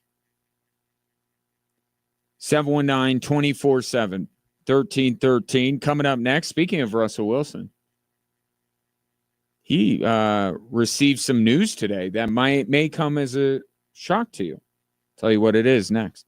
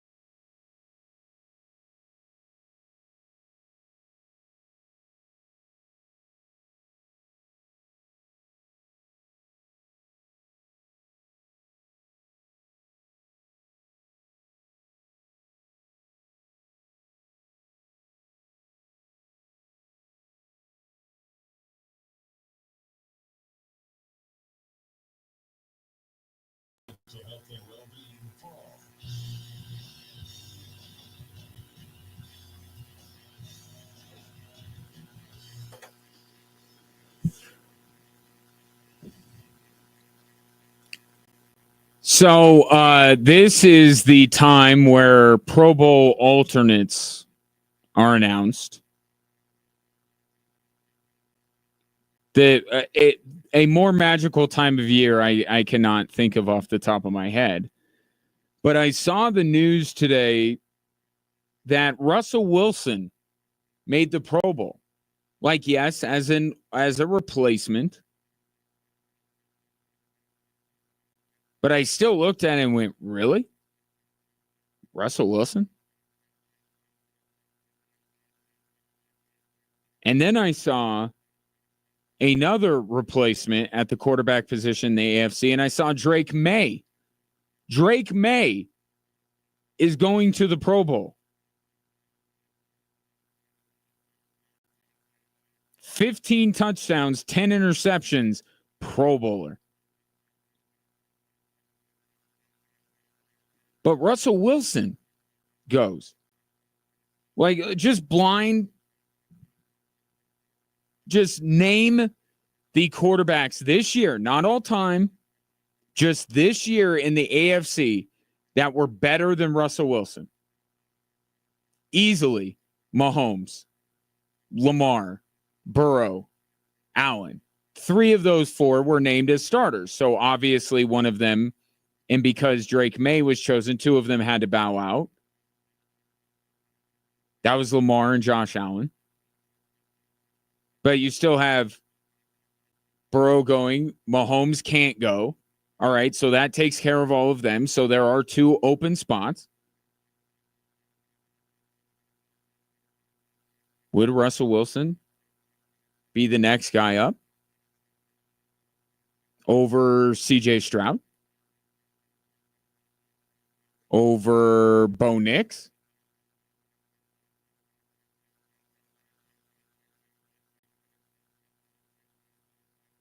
Like, how bottom of the barrel did they have to scrape to get their Pro Bowl roster filled out? And the answer is pretty close to the bottom. Mike Kliss saying that Bo Nix is having some sort of cleanup on his knee or something like that, some routine postseason procedure, nothing to worry about, certainly, or else I probably would have led the show with it. So he can't go. So you get the 3, 2 of them can't go. The next guy up, Mahomes, has other plans for the next 2 weeks. And still, I wouldn't go Russell Wilson. But you start to read things out of other places. And why this matters is because right now, Russell Wilson is walking on the razor's edge of being a Hall of Famer. He really is. And I thought what he did in Seattle put him right on the cusp. But I think he needed that successful second act to put him over the top. That was not in Denver. In fact, he, at the time he was done in Denver, was further away from being a Hall of Famer than he was when he got traded there. But now he goes to Pittsburgh. And at the end of this season, Pittsburgh fans are ready to burn a Russell Wilson effigy. Another late season collapse. An embarrassment in the postseason against one of your biggest rivals. And yet, this season will go down as a playoff appearance and a Pro Bowl for Russell Wilson. Russell Wilson is a lot of things. He is not dumb. He chose the right place. He knew he goes to Pittsburgh. He was going to have a chance to make the playoffs because Mike Tomlin never has a losing season. Going to Pittsburgh was a calculated decision on Russell Wilson's part. And it looks like that calculation works out for him. Because you could say all you want now that they're scraping the bottom of the barrel. In no way, shape, or form does Russell Wilson deserve to be in the Pro Bowl. That he's only going because the first choice and the second choice and the third choice and the fourth choice and the fifth choice were all unavailable. But we wait, right? We don't immediately put guys into the Hall of Fame right after they retire. And sometimes that works against people. People forget how good somebody was. And that time in seeing other players, and you forget about it. It's why players like Randy Gradishar fell through the cracks, right? Because people forget over that time. But people can also forget to the benefit of a certain player. The context in which Russell Wilson went to the playoffs and made a Pro Bowl will be lost over the years. And it will just be another Pro Bowl appearance, another playoff season, and you'll have some people, and I promise they will exist, that will say, yeah, it didn't go well in Denver, but look at what he did in Pittsburgh. He made the playoffs. He made a Pro Bowl. I promise you it will be said about Russell Wilson, even though in the moment right now, we know that he doesn't deserve the level of credit for those two things that should put him back in Hall of Fame contention.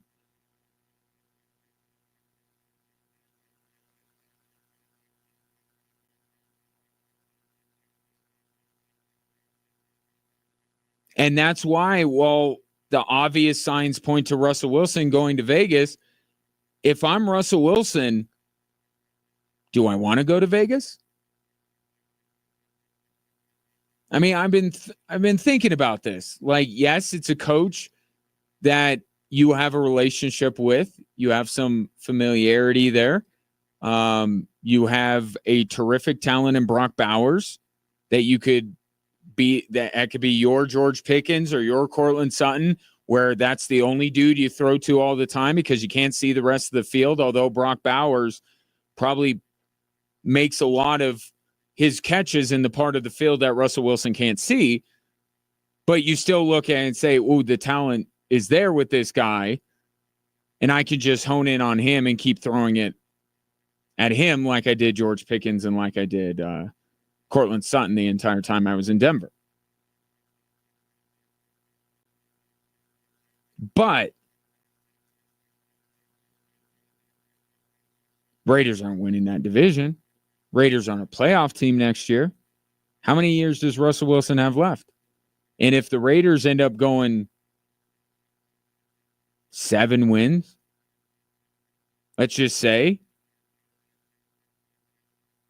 fall well short of the playoffs, it's going to be a losing season to mess up his playoff appearance in Pro Bowl season a year ago. And I absolutely think Russell Wilson's thinking this way. He is near the end of the line. This is not just about what coach I like, what city would I like playing in, all this stuff. This is, I have played myself out of the Hall of Fame. And maybe I have gotten back in that conversation because I hitched my wagon to Mike Tomlin and TJ Watt. Do I really want to risk messing it up by going to a place that I know I can't win at immediately?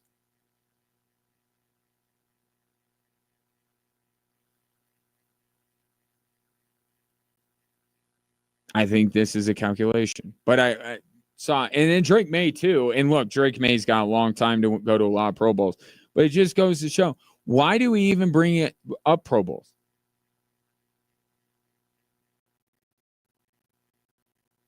Why?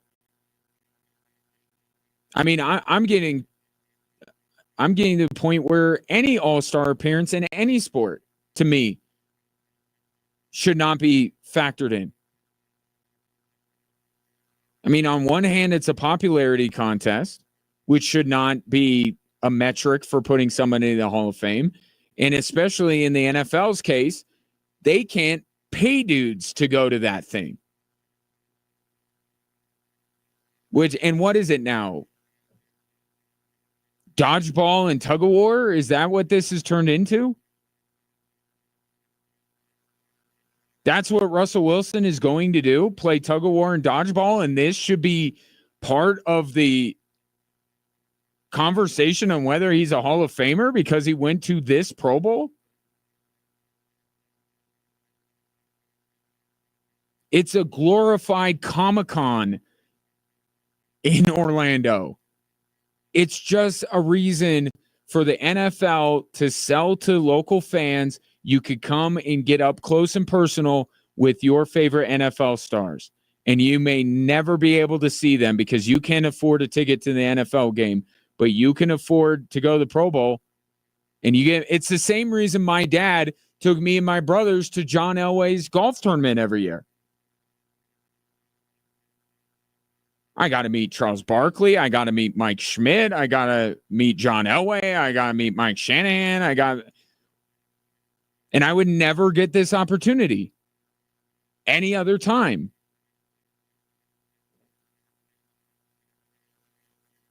Except there are some of those people that I have met in now my professional life. But when I'm a kid, my dad doesn't have any faith in me that I'm going to make anything of myself at that time. So, and I don't blame him.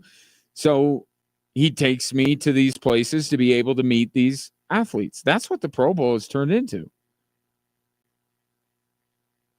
And we're going to use this to decide who should be in the Hall of Fame and who shouldn't. And the context will be gone. And however many Pro Bowls Russell Wilson makes, this one will be added right to it. However many Pro Bowls Drake May, because Drake May's in the same boat, right? In no world does he deserve to go to any kind of all-star game. But hopefully he turns out to be what the Patriots hope he'll be. And he'll go to more Pro Bowls deservingly. And this one will just be attached. There will be no context. Drake May will be a 7-time Pro Bowler.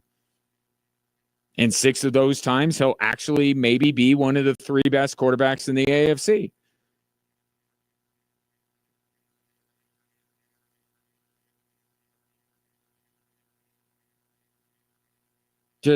I know it's like trying to shorten the NBA season or the NHL season or the baseball season. There is 0% chance that the NFL is ever getting rid of this event coming up on Sunday. They're never getting rid of it. They will tweak it and change it and alter it from now until the end of time. They will never get rid of it because they make money. And even though a lot of NFL fans know that it's a sham and a farce, they'll say to themselves, I can meet Joe Burrow. I can meet my favorite NFL player. I don't care. If you told me he was signing autographs out of King Supers, I would go. It's the same thing. NFL's never getting rid of it, but we got to stop putting any care into it whatsoever. Shouldn't be a resume builder for the Hall of Fame. It shouldn't be a resume builder for a Mount Rushmore or best in the NFL or ranking your top 5 whatever debates. But yet it will be. And it is. So, by the way, here Russell Wilson compete in the NFL's Pro Bowl games this Sunday afternoon on Extra Sports 1300. One last thing before I go, something that is to your benefit if you are in a certain situation, and that situation being you're often feeling tired, lacking motivation and drive, gaining weight, noticing a loss of muscle mass.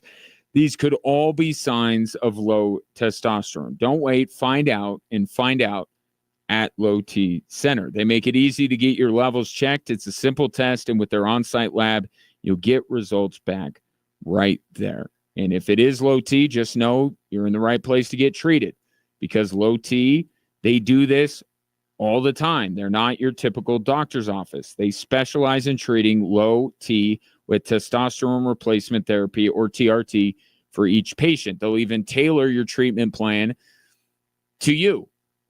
And for some patients, you can even have your treatments sent to your home. And you don't even have to go into the clinic. So get back to your best. Go to lowtcenter.com to book your appointment today. And don't forget, if you're a current patient at Low T Center, you can get a $150 referral credit for each new patient that you refer. Keep that in mind. But if you're not a patient yet, go to lowtcenter.com. That's lowtcenter.com. Low T Center, reinventing men's healthcare. I appreciate your patronage on this Tuesday. Coming up next, the Air Force Hockey Coaches Show with Frank Serratori. I will talk to you tomorrow here on Extra Sports 1300.